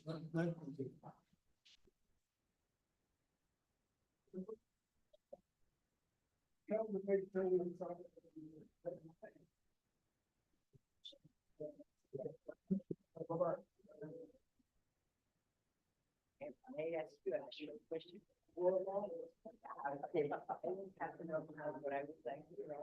You know, the artwork sound tech. I would like to know if you were based on or if you make your own sound.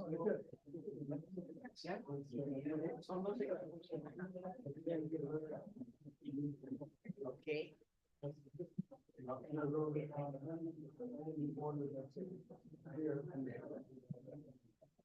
Okay, and also I would like to know if you had like any trouble to translate that the speech wasn't the same, like the text was feeling when you turn it into music, it wasn't the same or.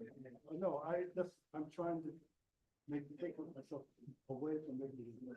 Okay. That's why I use it. Just then. Okay.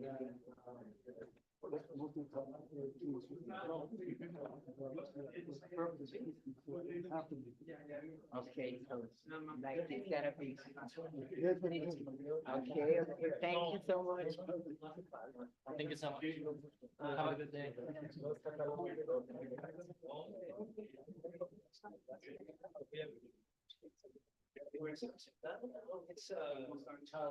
another great artist now presenting, showing an artwork Biennale of Venice. Right now, I know. Right now, yes. Okay, you mentioned that. Actually, we met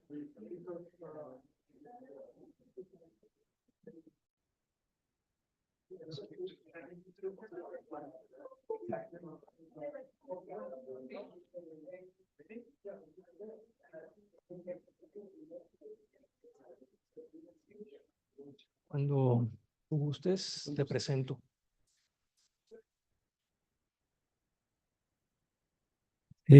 Para los escuchas, voy a presentar al maestro Silva Lombardo, escultor. Nació en la Ciudad de México, en el barrio de San Ángel, en 1953. Cursó sus primeros años en la carrera de Físico-Matemáticas de la UNAM. Participó como oyente en el taller de pintura del maestro Antonio Ramírez de la Academia de San Carlos y del taller de pintura del maestro Antonio Ramírez en la Academia de San Carlos. El maestro fue dibujante y maquetista en el despacho del arquitecto Agustín Hernández, para los que tengan conocimiento, el creador de grandes hitos de la arquitectura en México. Trabajó como dibujante y maquetista para el Centro del Espacio Escultórico de la UNAM y concluyó la licenciatura de Arquitectura en 1981, la maestría en Artes Visuales en la Academia de San Carlos y es postulado a doctor en Arquitectura Urbana en el 85. Por examen de oposición es nombrado maestro definitivo en la licenciatura de Arquitectura y en el posgrado de Artes Visuales de la Academia de la UNAM. El maestro cuenta con diversas esculturas ubicadas en espacios públicos, tanto en México como en el extranjero. Ha realizado estancias de producción escultórica en Klaipėda, Lituania, en la Ville Saint-Jérôme de Montreal, Canadá, en el 94, y en Sant Pere de Villamayor, en Barcelona, en 2005. Recibió la distinción al mérito por el Instituto Rafael Leós, España, en 1998. El rasgo distintivo en su perfil profesional y es el uso de la geometría moderna y de nuevas técnicas constructivas para la producción escultórica. Conceptualmente se distingue como desarrollador del vínculo arte-naturaleza, miembro del Sistema Nacional de Creadores del 2017 al 2020, distinguido por la Fundación Adolf Gottlieb, New York, en junio del 2021 por su mérito profesional como escultor. Actualmente trabaja en el tema de la escultura lugar. Dejo con ustedes entonces al gran maestro Silva Lombardo.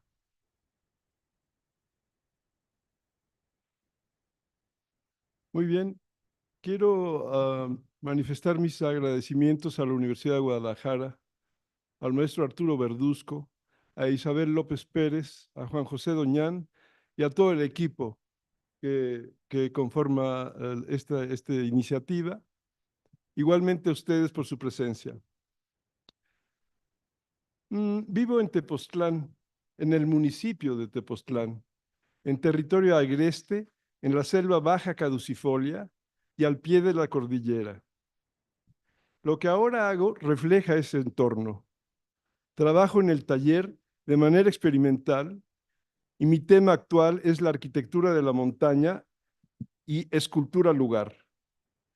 Lo que yo pudiera explicarles en términos profesionales, lo sostengo con mi propuesta escultórica. Pero como diario me pregunto, ¿la escultura para qué? Es que hago a continuación las siguientes reflexiones. El escultor urbano actual participa en la construcción del entorno urbano necesario para el poder, en la composición del orden conveniente, en la armonía y el equilibrio del sistema, en la estabilidad del régimen, como el médico que cura las enfermedades propiciadas por el sistema mismo.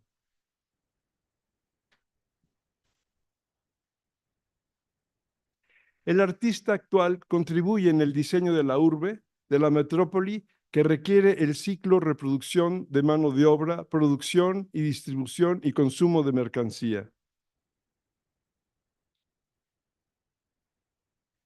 La escultura actual ha perdido su motivo trascendente, el de crear discursos que participen en el enriquecimiento de las ideas y emociones, el de encontrar nuevas vías en la construcción de sistemas físicos de carácter plástico. La escultura no solo es visual, es sonora, térmica, ápica, kinestésica. La escultura se vincula con el espacio a través del tiempo, con la materia y la energía. Cuando hablamos de escultura pública, el contexto que el lienzo y el muro ofrece al pintor se multiplica y los factores físicos a considerar, así como la relación con la sociedad, con la dinámica del habitante y las expectativas ciudadanas, se incrementan y le dan importancia y valor a la obra. El arte urbano no existe sin estas consideraciones. Pero el arte y el artista no cumple necesidad alguna. Ocupa de la búsqueda de sí mismo, de la reflexión y el análisis introspectivo, de la filosofía, la poesía, las matemáticas, para construir su mundo, así poder participarlo. Y en las grandes realizaciones de la historia de la humanidad, ha sido factibles por la coincidencia del poder y el artista, o el poder y el arte, hitos de la civilización, cambios revolucionarios porque contribuyen al cambio para beneficio colectivo. La ciudad actual se fractura, se fracciona y controla privatizando el espacio físico y la mente. La cosmología social le impone el poder. Se construye el imaginario colectivo a partir de los valores impuestos. El ejercicio de la escultura pública, monumental, es impositivo. La obra construida establece coordenadas, referencias para los habitantes, pero no los incorpora.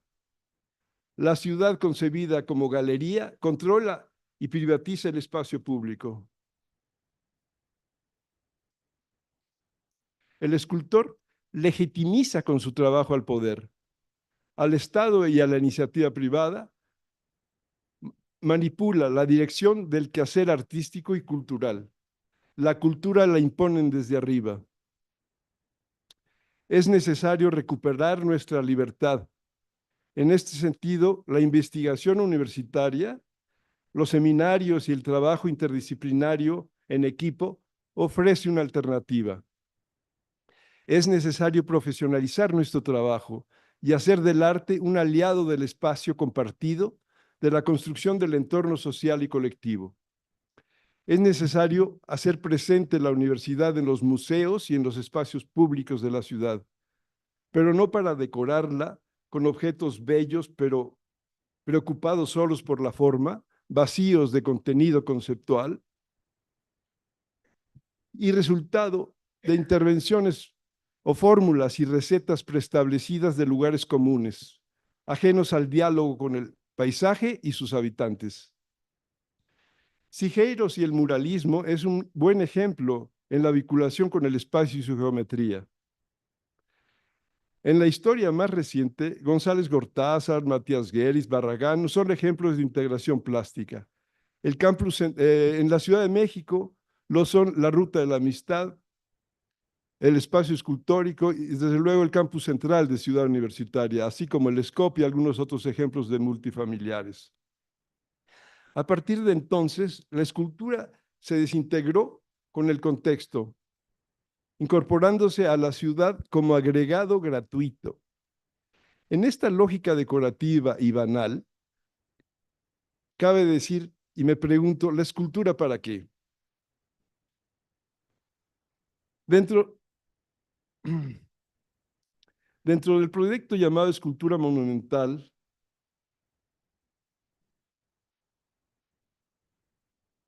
bueno, yo no sé si han oído hablar de la nueva escultura que hicieron en la Glorieta La Normal, una blanca que le llaman Ave Totl o algo así.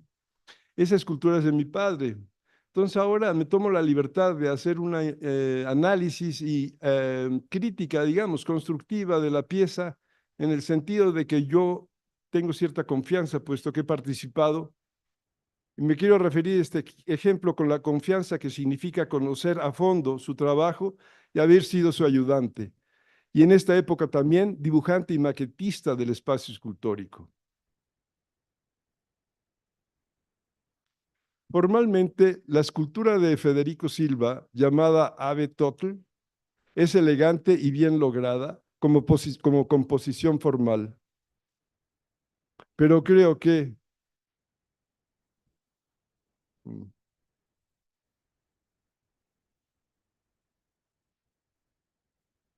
que esta está muy bien ubicada y tiene muy buena escala. Pero creo que su presencia en el emplazamiento presenta diversas contradicciones al relacionarse con el entorno y sus habitantes. La glorieta en la que está ubicada es una isla. Es un entorno aislado, de difícil acceso para el peatón. Incluso el puente de la Normal, tan hermoso estructuralmente, ya no es transitable, pudiendo vincularse con como experiencia con el mural de Chávez Morado. Mi experiencia al visitarla cuando me llevó el taxista es muy interesante, muy ilustrativa de lo que quiero explicar, porque de entrada me dijo el taxista que no tenía dónde estacionarse y le dije, bueno, ¿por dónde me cruzo? Y tampoco había por dónde cruzarse. Entonces, asimismo, la relación simbólica y funcional con el entorno es interesante. Me dijo que si realmente parecía un ave o no, que más bien parecía el pico del ave. Eso parece interesante. Un amigo me dijo que sí, que para él sí le parecía mucho un ave. Creo que es interesante en términos de escultura, puesto que a la gente le dan la oportunidad de recrear su imaginación y finalmente el apodo que le quede va a ser muy significativo.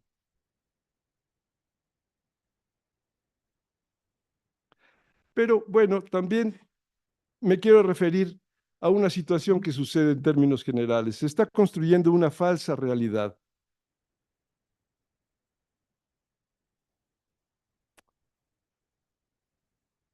También me he de referir a esa falsa realidad, puesto que se coloca una escultura frente a la normal de maestros. Por cierto, mi padre pintó su primer mural la normal de maestros, pero sucede que la normal está a punto de desaparecer y los 40 y tantos desaparecidos de la normal siguen desaparecidos y creo que así seguirá. A eso me refiero con falsa realidad. Le colocan la escultura frente a una normal, desbaratando la educación simultáneamente, por lo menos la educación surgida del movimiento revolucionario y la vinculada con los intereses de la sociedad. Me refiero a la educación de la normal superior. Otro aspecto, términos más materiales o técnicos, constructivos, habrá que considerar el paso del tiempo, el color, la apariencia, el mantenimiento. Me preocupa mucho el cambio climático, la temperatura y el reflejo solar que esa pieza va a significar, creando una isla de calor y contribuyendo así al cambio climático. Yo propongo dentro de una posibilidad que pudiera resolverse o practicarse en términos generales de desarrollar proyectos que incorporen al contexto arquitectónico y paisajístico y social las esculturas sembradas. Esta es la escultura de mi padre. En el caso de la escultura de mi padre, creo que la contradicción se inicia desde que es una pieza concebida como joyería en plata. No se vincula directamente en su estudio con el contexto. Sin embargo, creo que formalmente es importante. Yo propongo que esta escultura, así como las otras, se podría proponer otras cuestiones y incorporándola, pues pasarla. Y, convertirla, por ejemplo, estoy un poco jugando con la idea, no es un principio, puesto que creo que a mí ni me corresponde. Sin embargo, creo que mi padre pudiese estar de acuerdo en todo caso, aunque lo dudo. Pero en fin, mi propuesta es recuperar la pieza convirtiéndola en pantalla de arte cinético. Mi padre es un representante del arte cinético y pudiese entonces, estas son imágenes de las piezas que hizo a fines de los 70, principios de los 80, por ahí, en una exposición que se llamó, en Bellas Artes, que se llamó Energías Libres. Entonces, esas piezas mismas las podríamos incorporar en la noche con el uso del láser y convertir eso en una interacción con el público y de esa manera convertirla en un objeto de mayor relación con el contexto. Incluso convertir el parque en un sitio de atracción cultural generalizado. Hacer quizás el contexto del concierto, no solo el visual. Por ejemplo, estas son las chanzas, puesto que son las mismas imágenes que ahora la tecnología digital permitiría resolver opciones distintas y tal vez un grupo de investigación ligado al cinetismo, qué sé yo, pudiera recuperar esta pieza y convertirla en algo más. Quizás durante el día, ocupando la sombra de la pieza, puesto que es radical, el blanco lo permite, pudiese con el cardillo del espejo, yo digo crear el Festival del Cardillo repartiéndole a los niños, por ejemplo, espejos para todos y crear de eso una especie de Festival del Cardillo. Estoy jugando con la propuesta. En eso podría suceder respecto a la obra de mi padre. No quise dejar pasar de alto, puesto que creo que todavía habría que rescatar las piezas o bien trabajar en el sentido a que me refiero. Entonces ahora podemos pasar a la propuesta personal, que es lo que a mí me representa, puesto que yo no soy un teórico, pero siempre me pregunto, y cada vez más, ¿para qué hago escultura? Si finalmente las decisiones no van a ser personales. Y sin embargo, pasamos al siguiente documento. 2024 Guada Síntesis.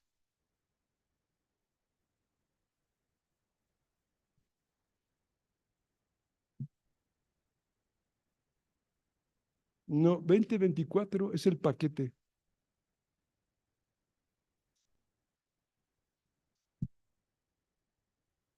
Se fueron todos. Tienen hambre.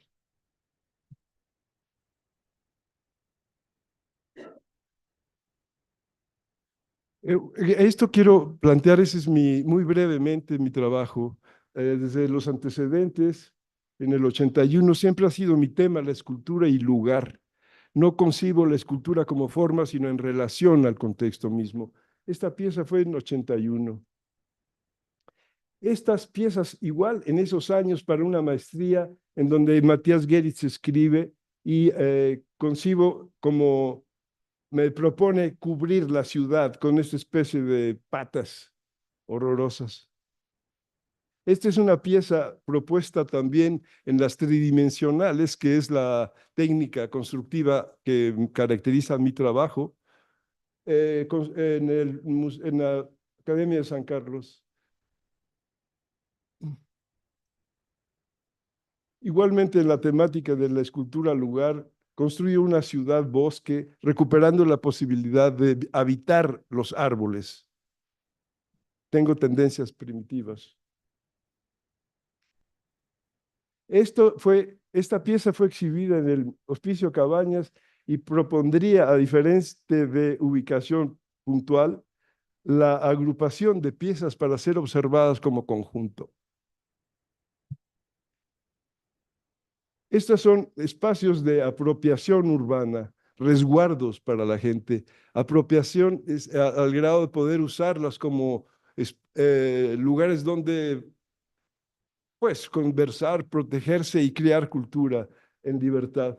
No es el objeto, sino es el sistema que permite hacer uso del mismo.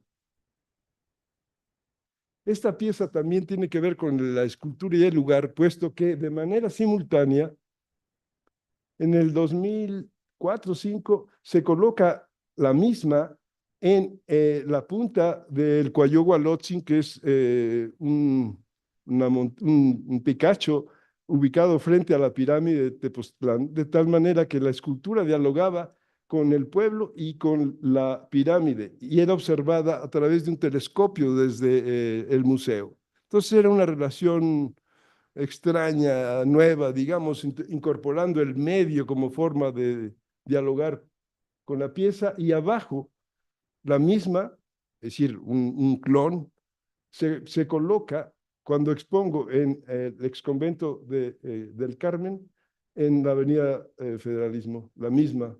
Entonces, crea ahí una evidencia en el discurso. Esas son piezas que yo coloqué en la UNAM, donadas a la universidad, construidas en relación al el Pedregal y que permiten, en todo caso, que la gente esté junto a ellas y de esa manera incorporarse al paisaje. Esta pieza fue construida en el Museo del Carmen. Esto está hecho para el Museo de la Ciencia. Mi planteamiento es incorporar el tiempo en la definición de la forma y manejar el hiperespacio, es decir, incorporo el tiempo y el movimiento en la generación formal, el movimiento del punto y su traslación y rotación. Muestro algunas de las piezas exhibidas ya en el Museo de Historia Natural y en el Museo de la Luz y en otro lado. Que me consideran significativos porque son pasos de desnivel. Matías Geritz no pudo realizar su último sueño, que era construir un paso peatonal. González Gortázar tiene uno también. En fin, creo que hay objetos urbanos de grandes dimensiones que pudieran convertirse en escultura.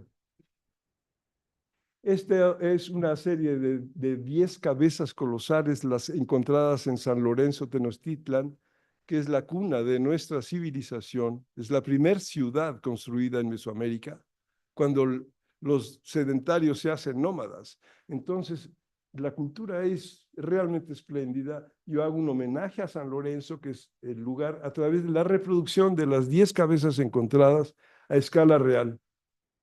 Después propongo que cada una de ellas sea colocada a manera de isla, como homenaje en grandes dimensiones. Eso es una sobreposición de una de mis piezas en el mismo parque. Me interesa la transparencia, la ligereza y la incorporación de la gente a la misma, que sea ocupada por la gente.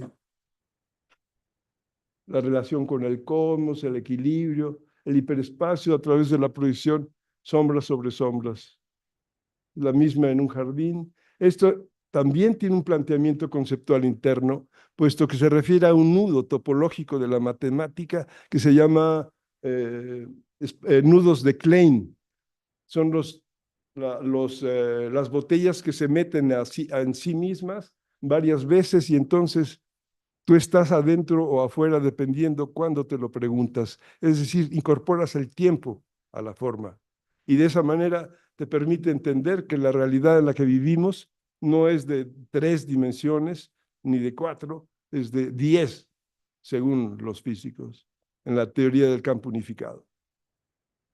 Este es un túnel del tiempo.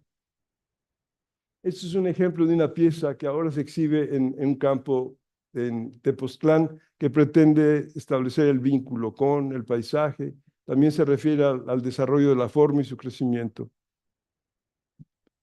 Estas son las piezas con las que inicié, que ustedes vieron anteriormente y que estoy recuperando a lo que ahora estoy haciendo, planteado por Gates. Esta fue la primera pieza hace más de 40 años y esto es lo que estoy haciendo ahora. Es la misma pieza, pero enriquecida. Parece que hice el ciclo y regresé a mis orígenes. Creo que es una cuestión que habría que considerar como posibilidad y sucede a muchos artistas. Es la misma repetida y la idea es ocupar el espacio como un virus, como un mal. El principio de la escultura sincrónica en donde mutuamente se apoyan para lograr equilibrios múltiples. El principio de fragilidad y fortaleza del equilibrio dinámico. Es fuerte, pero en cualquier momento se destruye. Es mucho la parodia a la situación actual. Vivimos en unas condiciones de alta fragilidad en todos sentidos. Mis piezas son sistemas, como decía el gabacho. Son sistemas de equilibrio. En este caso son sistemas corporales, múltiples en donde se desarrollan como sistemas circenses o coreografías dancísticas. Pero casi siempre la escultura tiene referencias al cuerpo humano. Sistemas como andar en moto, tirar con un arco, hacer tai chi, etc. Parto de una idea, de un principio, que es un principio positivo y constructivo que me permite incorporarme a topografías adversas y arquitecturas distintas, que es el del compás de 3 puntas, un compás tridimensional como el cuerpo humano, que me permite irme colocando, agarrándome y deteniéndome uno a otro para ir surcando y generando nuevos espacios. El principio de relación es del que contradice el espacio ortogonal en el que vivimos al espacio esférico que ofrece la naturaleza.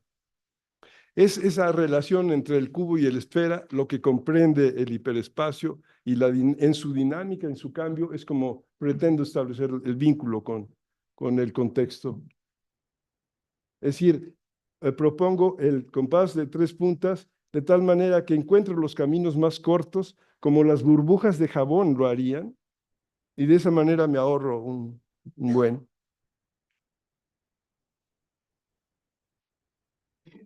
Es el principio de sobreposición de la esfera y el cubo y la dinámica de relaciones. Se muestra un poco igualmente el sistema y la incorporación a los espacios no como objeto puntual, sino como ámbitos.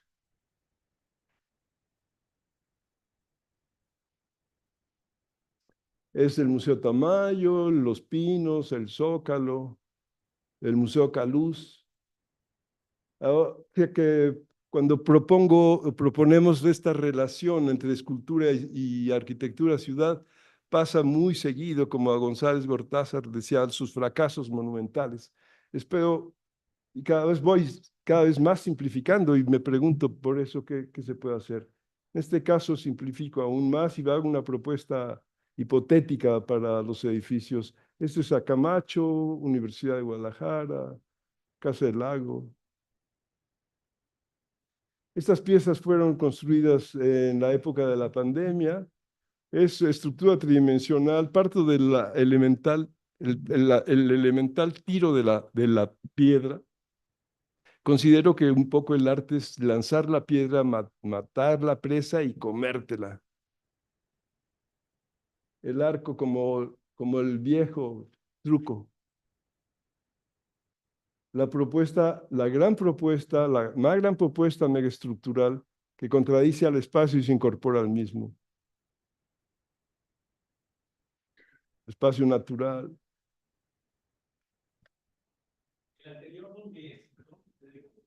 El anterior es hipotético, sí.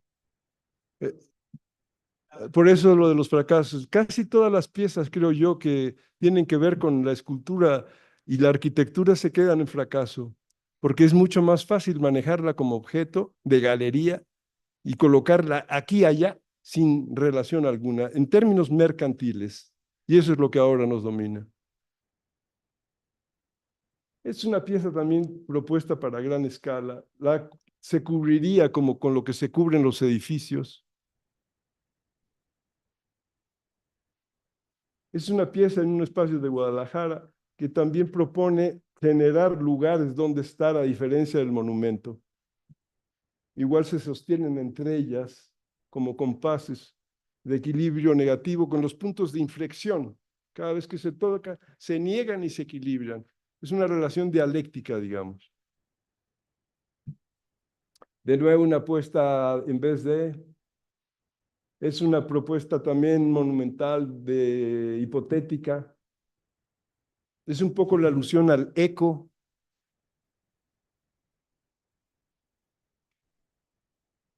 Esta le llamo el camino a la iguana porque decía que está lleno de iguanas donde yo vivo. Y entonces se propone igual como incorporarlo casi de manera edilicia al espacio sin separarla del mismo, creando de la escultura, haciendo de la escultura una experiencia vivencial. Esta es una pieza igual propuesta para Portugal, pero igual a la orilla de la barranca de Huentitán hay espacios que se podrían muy bien recrear en términos escultóricos y convertirlos en un lugar de convivencia. Es una propuesta más ligada a la arquitectura también de carácter hipotético que tiene que ver con la habitabilidad de la escultura y propongo construir una ciudad para los migrantes. Los migrantes muy bien se merecen una gran ciudad con todos los recursos del arte y de la tecnología. Inclusive valdría la pena plantearlo como la construcción de un nuevo planeta, de una nueva arquitectura en general. La última etapa, ahora que trabajo, es simplificado aún más. Cada vez me quedo con menos recursos económicos. La economía es una forma de represión también al artista. Entonces, toda la estructura la anulo y la convierto en líneas rectas. Y trabajo en mi penúltima última exposición como especie de bichos, les llamo yo, colocados en cualquier sitio, incluso en este caso, en las bóvedas del convento. Bichos. Planteo esta relación de fragilidad y de vínculo con el paisaje. No se sabe si llegaron por el aire o se están yendo o son especie de parásitos.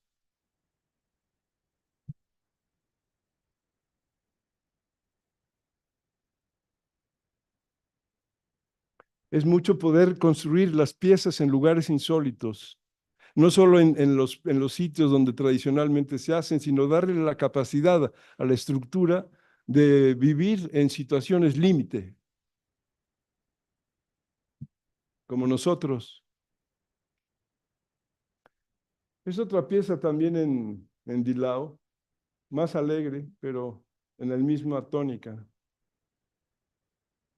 Estas ya no son las cúpulas, sino el espacio agreste, que tiene que ver con las hierbas, con lo insólito, la línea recta que no se, o curva definida que nunca te encuentras en la naturaleza, a manera de contraste y juego dual.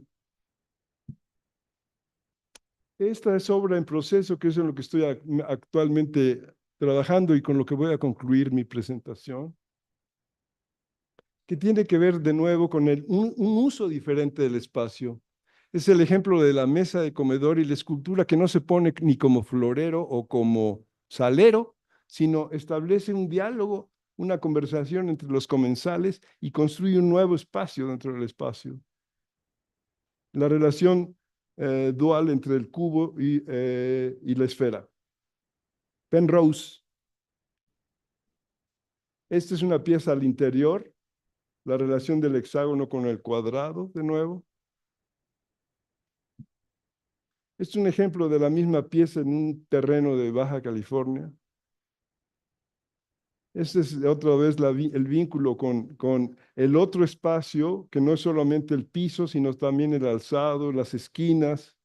El compás tridimensional tiene esa capacidad. Igual podía proyectarse a partir de la pieza y construir, y en eso estoy, la pintura o la cromática del muro. Esto es lo que ahora tengo, que es la parodia a la escultura, al lugar donde pinto las tumbonas y convierto en una especie de realidad esquizoide. Una naturaleza artificial de la que estamos huyendo. Pero bueno, eso hago yo. Y esto es prácticamente lo último. Me quedé con las puras líneas y ahora estoy trabajando en ese sentido.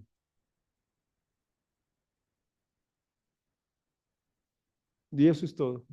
Bueno, la pieza se convierte en la arquitectura de la montaña. De hecho, hablo de la arquitectura del espacio de la montaña, del espacio de la naturaleza. No es la ortogonalidad, sino de nuevo la esfericidad, semejante a como las barrancas, los ríos y los árboles se manifiestan. Esta es una estructura de la naturaleza, es una geometría propia de. Es el vínculo de nuevo planteado por todos los artistas que se incorporan al sitio de relación esfera-cubo. Ese es lo mismo, pero convertido en las líneas habitables, transportables, la arquitectura de la montaña. Esto es la teselación de la montaña, es el módulo Z y los lodos, con todas sus posibilidades combinatorias. Esto es un ejemplo de arquitectura de montaña. Esto sigue siendo arquitectura de montaña. Esto es el geoastrolabio, la explicación de cómo Tepoztlán fue construido a partir de un concepto de calendario mesoamericano que incorpora el movimiento planetario al paisaje geológico, ¿verdad? También incorporando la esfera y el cubo y haciendo un discurso unitario. El centro del pueblo está definido por la línea proyectada desde la pirámide que está en la montaña con la estrella polar. Si formamos una línea recta entre la estrella polar y la pirámide, el centro del valle es el ahora convento de la Natividad. Todas las ubicaciones de las capillas, antes centros diferentes, los españoles lograron una sincronización de las épocas de manera muy sensible e inteligente y ubicaron en esos mismos sitios las capillas. Pero a partir de la cosmogonía y los órdenes planteados por los antiguos. Eso es un poco el asunto de la referencia entre la pirámide, el valle y el entorno. Y muchas gracias.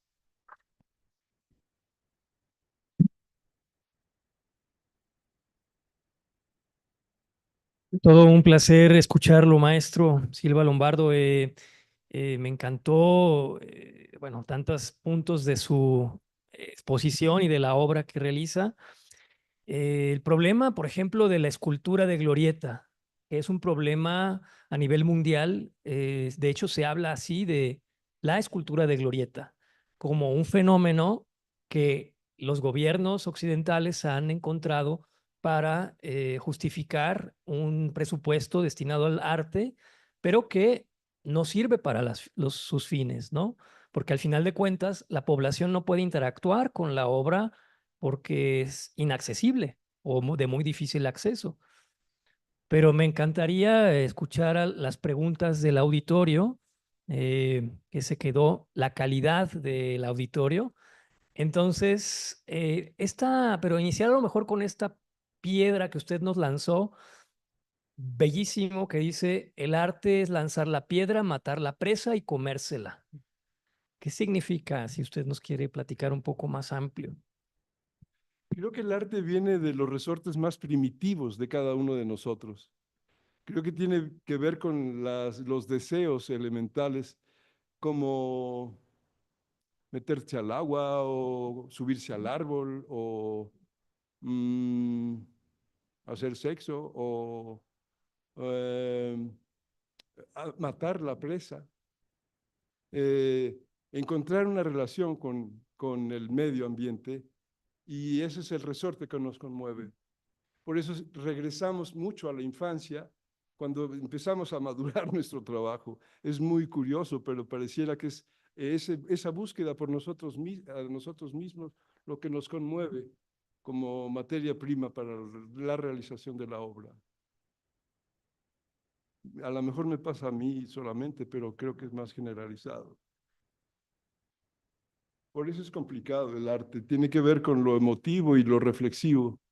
No puedes hacer arte si no tienes una técnica, desde luego, pero partes de los resortes más elementales. Y desde luego no puedes hacer arte si no tienes un discurso teórico que lo respalde, porque el arte no es crear forma, sino crear ideas, construir discursos. Y eso es lo difícil, eso es nuestra tarea.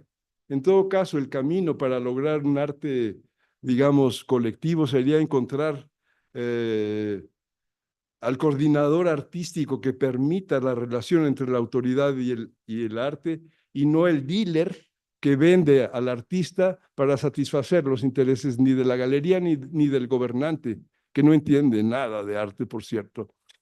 Y el galero lo que entiende es el negocio. Y esa es nuestra situación. Trabajamos para esos intereses, desgraciadamente.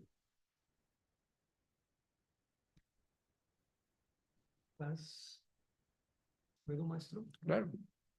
Yo quisiera comentar, en la obra del maestro Silva Lombardo, se ve, al menos yo lo noto, una influencia fuerte de Matías Goeritz, en donde no hay fronteras en el arte. Es decir, el arte puede ser escultura, puede ser arquitectura, puede ser danza al mismo tiempo. Yo noto esto en su obra. Qué tan perdido estoy? Sí, yo tengo influencia desde luego del maestro y soy discípulo del grupo de profesores del espacio escultórico. Soy heredero, digamos, de esa tendencia que tiene que ver el espacio escultórico con la construcción de un espacio al que puedes llegar y quedarte ahí sin hacer nada, sin función alguna, pero que se incorpora al paisaje y a la relación que yo he llamado kinestésica con el lugar. Entonces, es Matías Goeritz, pero también creo yo de Estados Unidos y del mundo entero tengo varias influencias. Para mí es muy importante Buckminster Fuller y Alexander Calder. Sí. Desde luego los mexicanos me formaron y no solamente los mexicanos, sino la realidad social de México. No es lo mismo hacer arte en Estados Unidos que hacerlo aquí. No me refiero tanto a la capacidad del artista, en ese sentido nos igualamos en el mundo entero, sino a las relaciones, las realidades sociales que nos permiten construirlo, de carácter financiero, de carácter político, etcétera, etcétera. Pero sí, el discurso, la influencia es universal, constructivismo, etcétera. No, es complicado. Me parece muy, muy importante, sí, en ese sentido, impulsar la línea de investigación multidisciplinaria, o le llaman ahora transdisciplinaria, para que a través del seminario universitario o de los instrumentos de la inteligencia y la sensibilidad nos permitan hacer énfasis en la problemática del arte y la ciudad.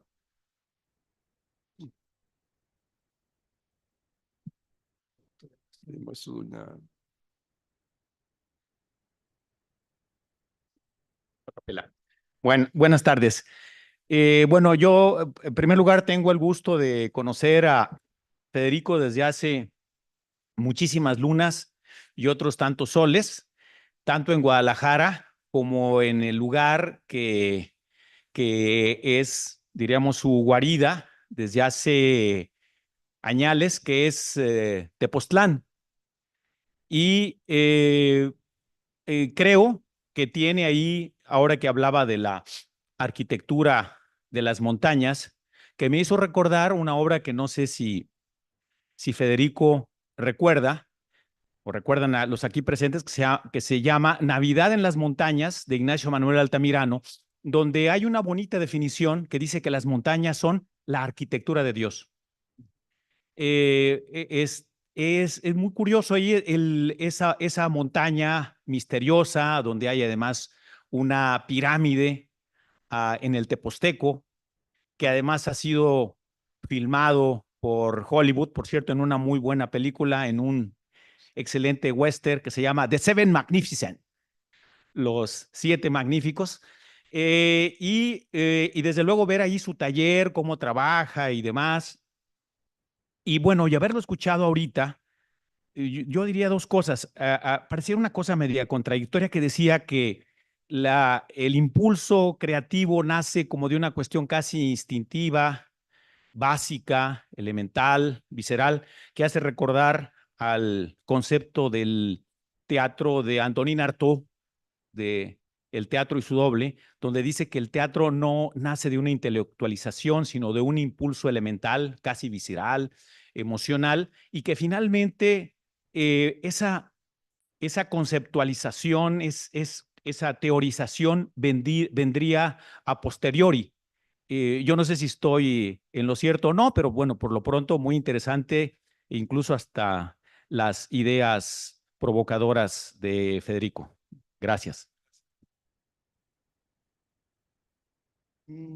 Sí, sí, efectivamente, las montañas como edificios construidos por, digamos, Dios, ha sido el Dios de los tepostecos quien arma su entorno a partir de esas estructuras y refleja el comportamiento del agua y de los animales, y en ese sentido se refleja con principios también muy elementales de la naturaleza.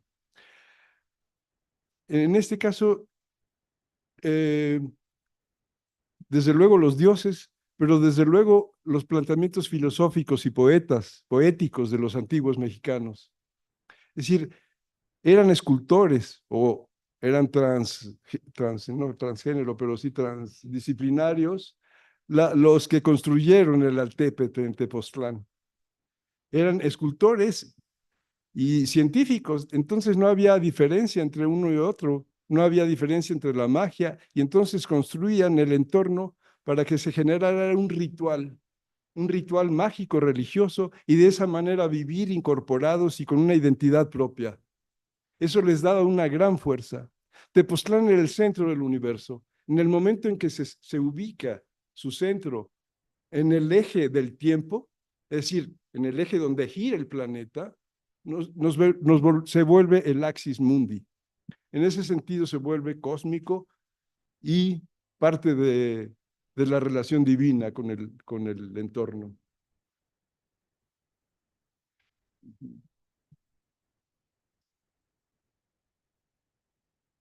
Sí. Pues si no hay una pregunta más, sí, ahí hay una.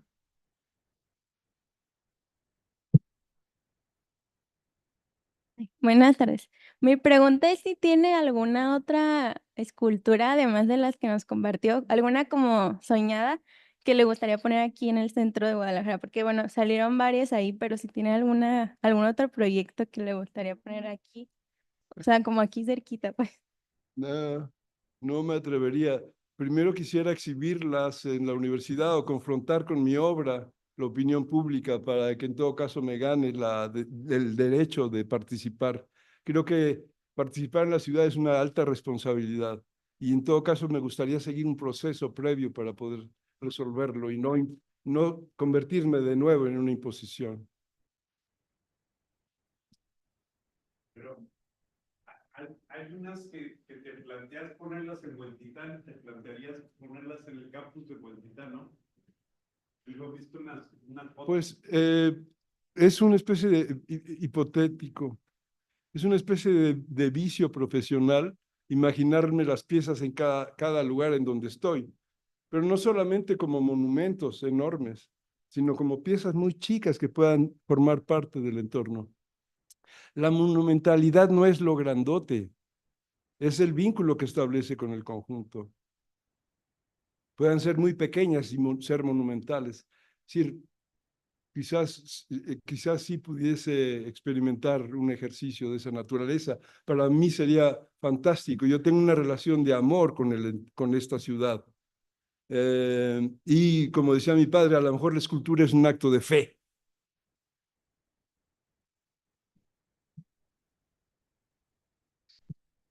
Pues, ¿qué más decir con este ejemplo, estas palabras del maestro Silva Lombardo? Que como ven, se tocan todas las disciplinas y toca la poesía en todo momento con una grande humildad. Sin duda, ojalá que tantos artistas y tantas autoridades escucharan un poco de estas reflexiones. Pues con esto cerramos con broche de oro la mañana del tercer día del 16 Coloquio de Teorías e Historias, y a nombre de la Universidad de Guadalajara le agradecemos mucho al maestro Silva Lombardo. Gracias.